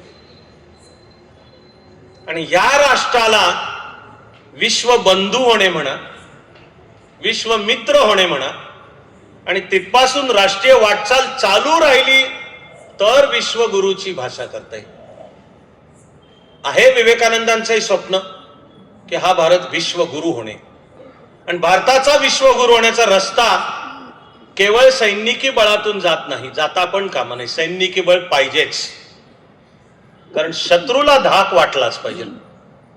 तो धाक वाटला तरच उलट युद्धाच्या शक्यता कमी होतात. असंच दुसरं जे फार छान वाक्य आहे, the best way to avoid war is to be ready for war.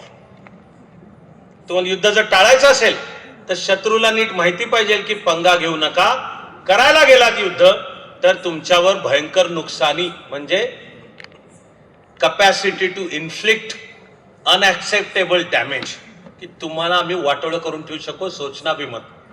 त्यामुळे ती तयारी. आपण दुबळे राहिलो हे चाणक्यही म्हणतो की जे राज्य दुबळं राहतं ते त्याच्या दुबळ्या राहण्यामुळे आक्रमण ओढवून घेतं. तेव्हा एका बाजूला युद्ध सज्जता पाहिजे, पण आपल्या विश्वगुरू होण्याच्या व्याख्येमध्ये कुठेतरी जाऊन जग जिंकायचं आणि त्यांच्यावर मात करायची आणि त्यांच्यावर राज्य करायचे वाला या संस्कृतीचं स्वप्न नाही. आर्थिक विकास सुद्धा पाहिजेच. आपला GDP अमेरिकेच्या तोडीस तोड झालाच पाहिजे. नुसता GDP होऊनही नाही चालणार, त्याचं वाटप सुद्धा समाजामध्ये समतापूर्ण पाहिजे. काही मुठभर लोकच प्रचंड श्रीमंत आहेत आणि उरलेले अजून दारिद्र्यात टाचा घासतात. हे काय आपल्या स्वप्नातला विकसित भारत 1947 नाही सुद्धा आणि असता पण कामा नाही.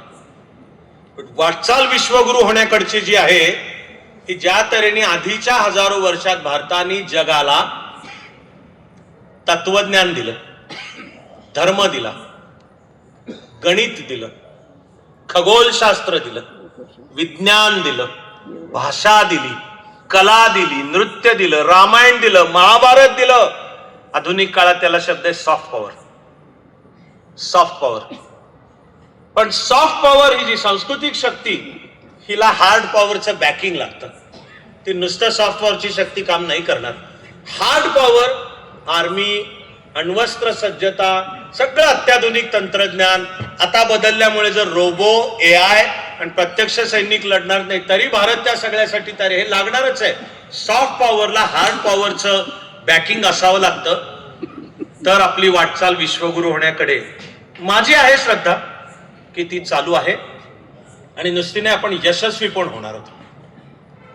सप्टेंबर 2014 मध्ये युनायटेड नेशन्सची 17वी सर्वसाधारण सभा होती. त्याला प्रत्यक्ष न्यूयॉर्कला उपस्थित राहायची मला संधी होती. त्यावेळी मोदीजींनी युनायटेड नेशन्स समोर विचार मांडला की 21 जून हा आपण सगळा इंटरनॅशनल योग दिवस म्हणून आपण साजरा करूयात. युनायटेड नेशन्सची कार्यपद्धती आहे, त्यानुसार एखादा ठराव मांडायचा तरी तो किमान 55 देशांनी पुरस्कृत करावा लागतो, स्पॉन्सर. तर 21 जूनला आंतरराष्ट्रीय योग दिवस माना हा ठराव 145 देशांनी पुरस्कृत केला, म्हणजे मांडतानाच. आणि मी युएनच्या सर्व कार्यपद्धतीचा केलाय अभ्यास.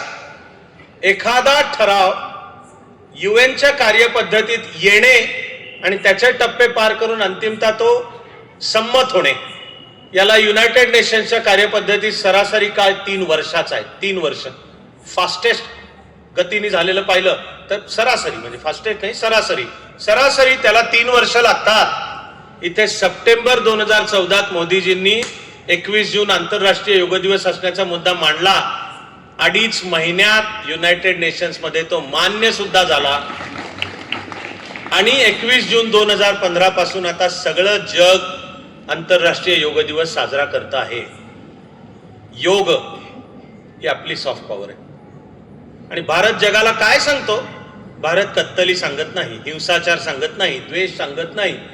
पण म्हणून भारत दुबळा पण राहणार नाही. भारत जगाला वेदांताचा विचार सांगतो, बुद्धाचा विचार सांगतो, शांतीचा, मानवाच्या मैत्रीचा, पर्यावरणाच्या रक्षणाचा विचार सांगतो.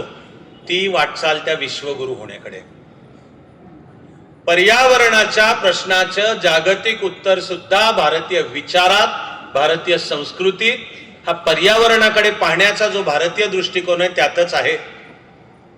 कारण आपण निसर्गाला काहीतरी लुटण्याची गोष्ट मानत नाही आपल्या उपभोगासाठी. त्या दृष्टिकोनाने आज मानवतेला उद्ध्वस्त होण्याच्या उंबरठ्यावर आणून ठेवलंय. आपण निसर्गाशी एकरूप आहोत, अद्वैत. तू आणि निसर्ग वेगळा नाहीये आणि तू त्याच्याशी एकरूप होऊन राहा. आपल्याकरता पृथ्वी ही पण माता आहे, भारत ही पण माता आहे, वाहणारी प्रत्येक नदी ही पण माता आहे. तिथे द्वैत नाहीये की ही काहीतरी लुटण्याची, उपभोग घेण्याची, कन्झ्युम करण्याची, प्रॉफिट मॅक्सिमायझेशन, नफा याची गोष्ट नाही. निसर्गाशी एकरूप होऊन निसर्ग समृद्ध करत तो झाला तर तू समृद्ध होणार आहेस. तर मग जगाचा हा पर्यावरण विषयक करार झाला डिसेंबर 2015. त्याचं नाव पॅरिस करार आहे, कारण तो झाला पॅरिस. पुन्हा तिथे उपस्थित राहायची मला संधी होती आणि मध्यरात्रीनंतर तो करार मान्य झाला. त्यावेळी अमेरिकेचा राष्ट्राध्यक्ष होता ओबामा. ओबामानी मध्यरात्री बाहेर येऊन पत्रकारांशी बोलला. त्याचं पहिलं वाक्य होतं की पॅरिस करार भारतामुळे शक्य झाला. हे त्याचं पहिलं विधान होतं. त्या पॅरिसमध्ये सुद्धा भारताने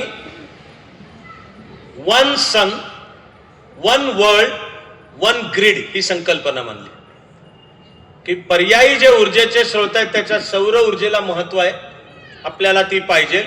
तर कर्कवृत्त आणि मकरवृत्त ह्याच्यामधले 122 देश भारताने आवाहन केलं की आपण एक संघटना बनवू. तिचं नाव इंटरनॅशनल सोलर अलायन्स. तिचं मुख्यालय गुरुग्राम, आत्ताचा हरियाणा, दिल्लीला लागूनच आहे, तिथे असेल. आणि भारत त्याच्यासाठी $10 बिलियन देईल. अख्ख्या जगाने मान्य केलं. 122च्या 122 देश त्याचे सदस्य आहेत. पॅरिसच्या त्या परिषदेतच या ISAच्या स्थापनेचा कार्यक्रम झाला, ज्याला मी पण समोर उपस्थित होतो. 52 देशांचे प्रमुख स्वतः त्या कार्यक्रमाला आले होते. भारताची ही वैश्विक दृष्टी आपल्याला नुसती महाशक्ती नव्हे तर विश्वाचं कल्याण करणारी शक्ती इकडे नेईल. पण त्यासाठी आपल्याला वेळ आहे. 2047चा विकसित भारत, की जो विकास केवळ भौतिक नाही, भौतिक आहे पण तो मानसिक, बौद्धिक आणि भारतीय विचारानुसारचं विकासाचं सर्वात मोठं क्षेत्र आत्मिक विकासाचं. तो आपल्याला वाटचाल खूप करायची आहे. पण जी झाली आहे तिने आपल्याला बळ देऊन आत्मविश्वास दिला पाहिजे की आम्ही ती करू शकतो. त्यामुळे इथून पुढच्या वाटचालीमध्ये आजच्या तारखेला एक जगाची दुसऱ्या महायुद्धानंतरची सगळी व्यवस्था आता बदलतेच आहे, निश्चित आहे. वर्ल्ड ऑर्डर की दुसऱ्या महायुद्धाने जी एक स्थापन केली, आधी अमेरिका आणि सोव्हिएट रशिया 2 महाशक्ती. 91 मध्ये सोव्हिएट रशियाचं पतन झालं तरी अमेरिका उरली. एव्हाना चीनचा उदय होतोय. तर मग पुन्हा ती शीतयुद्धाच्या काळातली बायपोलर, द्विध्रुवी येते का? भारताचं म्हणणे नाही, आता मल्टीपोलर, नवे नवे सगळ्याच देशांना समान महत्व आहे अशी व्यवस्था. पण जगातले अर्थव्यवस्था, युद्धशास्त्र सगळं कळणारे, जिओ पॉलिटिक्स, भूराजकीय कळणारेही सांगतायत की गेली 400-450 वर्ष जगाच्या राजकारणाचं केंद्र जे पश्चिमेत होतं आता ते पुन्हा पूर्वेकडे जाऊ लागलेलं आहे. अशी वर्ल्ड ऑर्डर बदलण्याच्या कालखंडात आपला हा भारत आकार घेतोय. त्याची परराष्ट्र नीती सुद्धा आकार घेतेय. आपल्याला जर हा समर्थ भारत आणि विश्वाच्या कल्याणाची भाषा बोलणारा भारत वाटचाल करायची असेल तर राष्ट्र म्हणून आपल्याला टिकायला पण पाहिजे आणि समृद्ध पण व्हायला पाहिजे. म्हणजे परराष्ट्र नीतीसाठी सुद्धा एक राष्ट्र असण्यामध्ये आपली ताकद आहे. हे ज्यांना कळतंय ते आजही आपलं हे राष्ट्रीयत्व दुबळं करायचे प्रयत्न करतायत, तोडायचे प्रयत्न करतायत, बाहेरून पण करतायत, आतून पण करतायत. आतले एवढे गंभीर आहेत की बाहेरचे धोके कमी मानावेत, पण त्यांना कळलंय की हे जर तुटलं राष्ट्र तर दुबळं होणार आहे, मग महासत्ता होणार नाहीये आणि मग आपला त्यांना आधार सततचा लागणार आहे. आणि राजकीय स्वार्थ असू द्या नाही तर का ज्यांना वाटतंय की अशा विदेशी शक्तींची मदत घेण्यात आणि भारताच्या एकात्मतेला नख लावण्यात त्यांच्या राजकारणाचं हित आहे, ते तसं करतायत सुद्धा. परराष्ट्र नीतीच्या संदर्भातही आपलं सूत्र पाहिजे की तुमचं माझं राष्ट्रीयत्व बळकट झालं पाहिजे. त्यानंतर आणखी एक फार छान संज्ञा आहे, तिचं नाव आहे कॉम्प्रिहेन्सिव्ह नॅशनल पॉवर असं नाव आहे. की 10 मे संध्याकाळच्या 5ला आता आपण पाकिस्तानला निर्णायकरित्या ठोकण्याच्या होतो खरे उंबरठ्यावर एकूण जी काही गुंतागुंत झाली, जी अजूनही चालू आहे, भारत त्यात यशस्वी याचा मला आहे विश्वास. पण अशा काळात ताकद आपली वाढवत न्यायची तर राज्यशास्त्र, अर्थशास्त्रात ज्याला कॉम्प्रिहेन्सिव्ह नॅशनल पॉवर, की राष्ट्र म्हणून आपल्या ज्या विविध शक्ती आहेत त्या वाढवत ठेवल्या पाहिजेत. मग ती शक्ती म्हणजे नुसतं सैन्य नाही, सैन्य आहेच, त्याची अत्याधुनिकता आहेच, AI सुद्धा आहेच, रोबो सुद्धा आहेच, पण मग अर्थव्यवस्था पण आहे, GDPच्या विकासाचा दर पण आहे.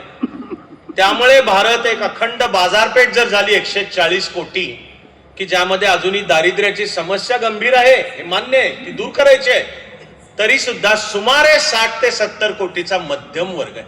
ही बाजारपेठेची ताकद आहे आपल्या, ही आपल्या लोकशाहीची ताकद आहे, ही आपल्या लोकसंख्येची ताकद आहे, ही आपल्या बाजारपेठेची ताकद आहे आणि ही आपल्या अत्याधुनिक डिजिटल, ह्याला 4Ds असं म्हटलं गेलंय, डेमोक्रेसी, डेमोग्राफी, डिजिटल आणि डोमेस्टिक मार्केट, बाजारपेठ, 4Ds.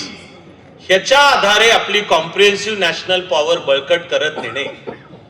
मला तर आपल्या परराष्ट्र नीतीच्या वाटचालीला एका अत्यंत महत्वाच्या सूत्राचं नाव द्यायचं आहे मला, की भारताच्या परराष्ट्र नीतीचं सूत्र काय पाहिजे.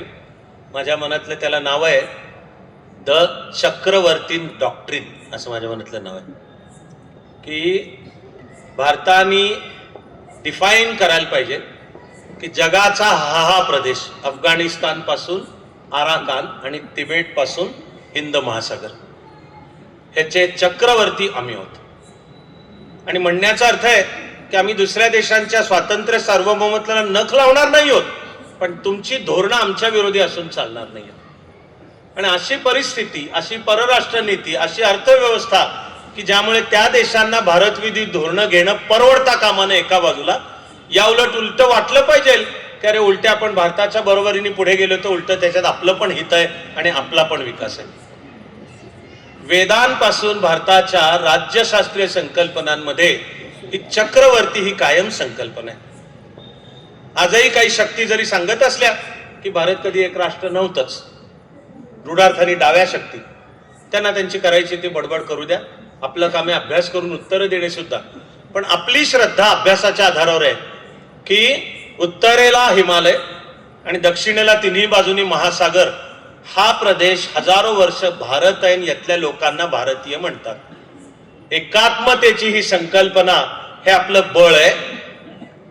त्या काळात सुद्धा राज्य जरी वेगवेगळी असली तरी प्रत्येक राजाची इच्छा असायची की मी भारतवर्षाचा चक्रवर्ती सम्राट झालो पाहिजे. त्या काळातली राज्यशास्त्रीय मग संकल्पना आहे की एक राजसूय यज्ञ तरी करायचा.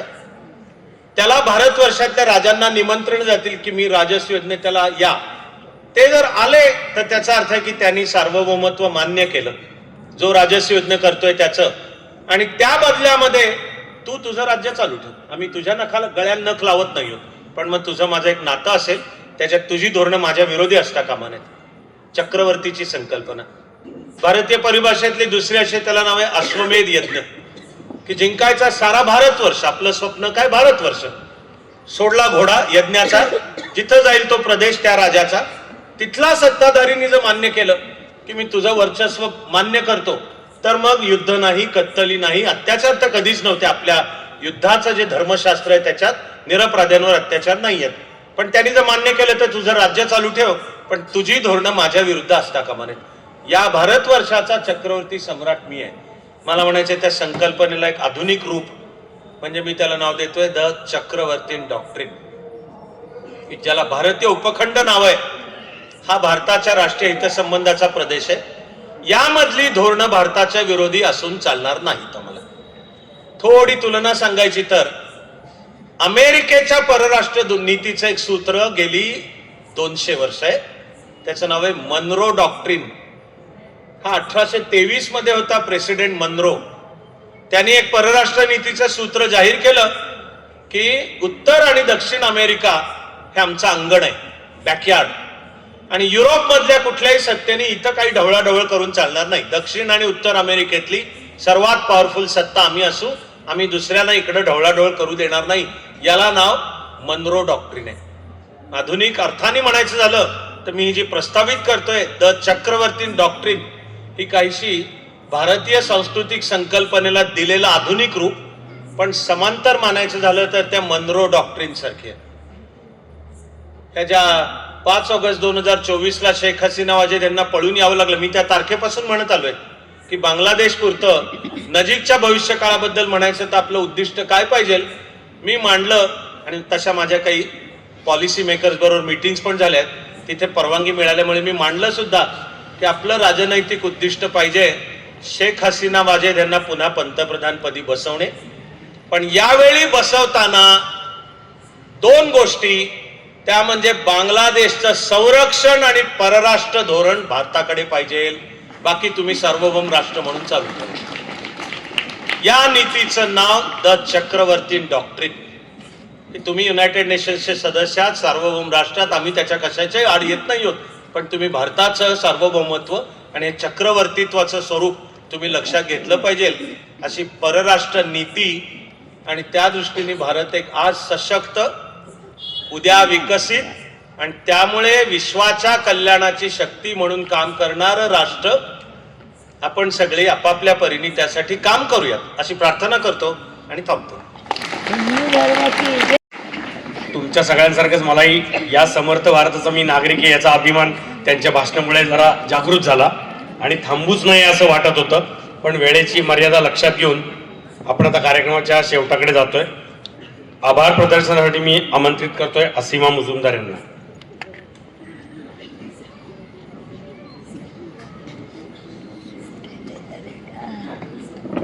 खरोखरच सरांनी इतकं सुंदर आपल्याला मार्गदर्शन पण केलंय. खूप काही गोष्टी समजल्या पण की ज्या आपल्याला माहीत नव्हत्या. आपण कार्यक्रमाच्या शेवटाकडे येतोय आणि मी सरांचं खूप मनापासून धन्यवाद मानते की तुम्ही वेळात वेळ काढून सर आम्हाला सगळ्यांना मार्गदर्शन करायला आलात आणि आपल्याला सगळ्यांना सरांचे मार्गदर्शन मिळाले. त्याचबरोबर मी विद्याविकास शाळेचे संचालक श्री विनायक डावरे सर आणि जांभूरकर परिवार यांच्या सगळ्यांचे मी आभार मानते की त्यांनी शाळेचं पटांगण आपल्याला उपलब्ध करून दिलं. नंतर गीत सादर केले सुरुवातीला प्रांजली बर्वे यांनी, त्यांचे मी आभार मानते. नंतर सरांचं भाषण ते इतक्या सुंदरपणे आपल्यापर्यंत पोचलं. ते ध्वनी संयोजक संजय बेंद्रे सर आणि त्यांची सगळी टीम, त्यांचेही मी आभार मानते. आणि यानंतर आता आपण एक आपल्या खळदकर काकू आहेत, त्या आपल्याला वंदे मातरम आपल्या पुढे सादर करतील आणि मग आपल्या कार्यक्रमाची सांगता होईल. धन्यवाद. सूचना आहेत. 2 मिनिटात कार्यक्रम संपणार आहे, त्यामुळे सगळ्यांना विनंती आहे, एक तर ज्यांनी नोंदणी केलेली नाही त्यांनी ती करावी. नोंदणी अशासाठी करायची की या जे पुढचे कार्यक्रम आहेत त्याची सूचना मेसेज आपल्यापर्यंत पोहोचवता येईल. त्यामुळे सगळ्यांना विनंती की नोंदणी करावी. दुसरा एक निरोप आहे, अशीच एक व्याख्यान मला स्वामी विवेकानंद विचार मंचाची होणार आहे 8 ते 12 जानेवारी 2026 अण्णाभाऊ साठे सभागृह बिबेवाडी येथे संध्याकाळी 6 वाजता. त्याला 4 वक्ते आहेत. माननीय पांडुरंग बलकवडे, ॲडव्होकेट सुबोई खान, माननीय अपर्णा सिंग आणि व्याख्यानमालेची सांगता होणारे युगप्रवर्तक डॉक्टर हेडगेवार. हे बिबेवाडीमध्ये होणार आहे जानेवारी. आणि आपल्या व्याख्यानमालेचं पुढचं पुष्प होणार आहे 4 जानेवारी रविवार 2026. त्याचा विषय आहे सैनिक हो तुमच्यासाठी. लक्ष फाउंडेशनच्या अनुराधा प्रभुदेसाई या त्याला वक्ते म्हणून असणार आहेत. यानंतर वंदे मातरम सादर करण्यासाठी मी बोलवतोय सौ खळदकर यांना. सर्व नागरिक बंधू भगिनींना विनंती की कृपया आपण उभं राहावं. पूर्ण वंदे मातरम असणार आहे.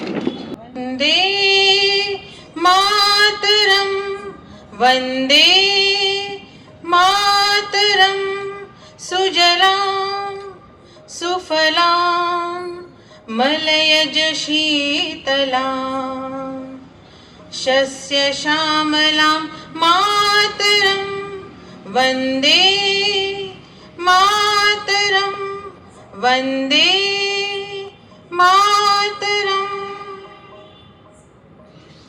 शुभ्रज्योत्स्नां पुलकितयामिनी फुल्लकुसुमित द्रुमदलशोभिनी सुहासिनी सुमधुरभाषिणी सुखदां वरदां मातरं वन्दे मातरं वन्दे मातरम् कोटि कोटि कंठ कलकल निनाद कराले कोटि कोटि भुजै धृत खर करवाले अबला केन मां एत बले बहुबलधारिणी नमामि तारिणी रिपुदलवारिणी मातरं वन्दे मातरं वन्दे मातरम् तुम्ही विद्या तुम्ही धर्म तुम्ही हृदि तुम्ही मर्म त्वं हि प्राणा शरीरे बाहुते तुम्ही मां शक्ति हृदये तुम्ही मां भक्ति तोमार्हिये प्रतिमा गडी मंदिरे मंदिरे मातरं वन्दे मातरं वन्दे मातरम् त्वं हि दुर्गा दश प्रहरण धारिणी कमला कमलदल विहारिणी वाणी विद्यादायिनी नमामि त्वां नमामि कमलम् अमलां अतुलां सुजलां सुफलां मातरं वन्दे मातरं वन्दे मातरं श्यामलां सरलां सुस्मितां भूषितां धरणीं भरणीं मातरं वन्दे मातरं वन्दे मातरं वन्दे मातरं। भारत माता की जय।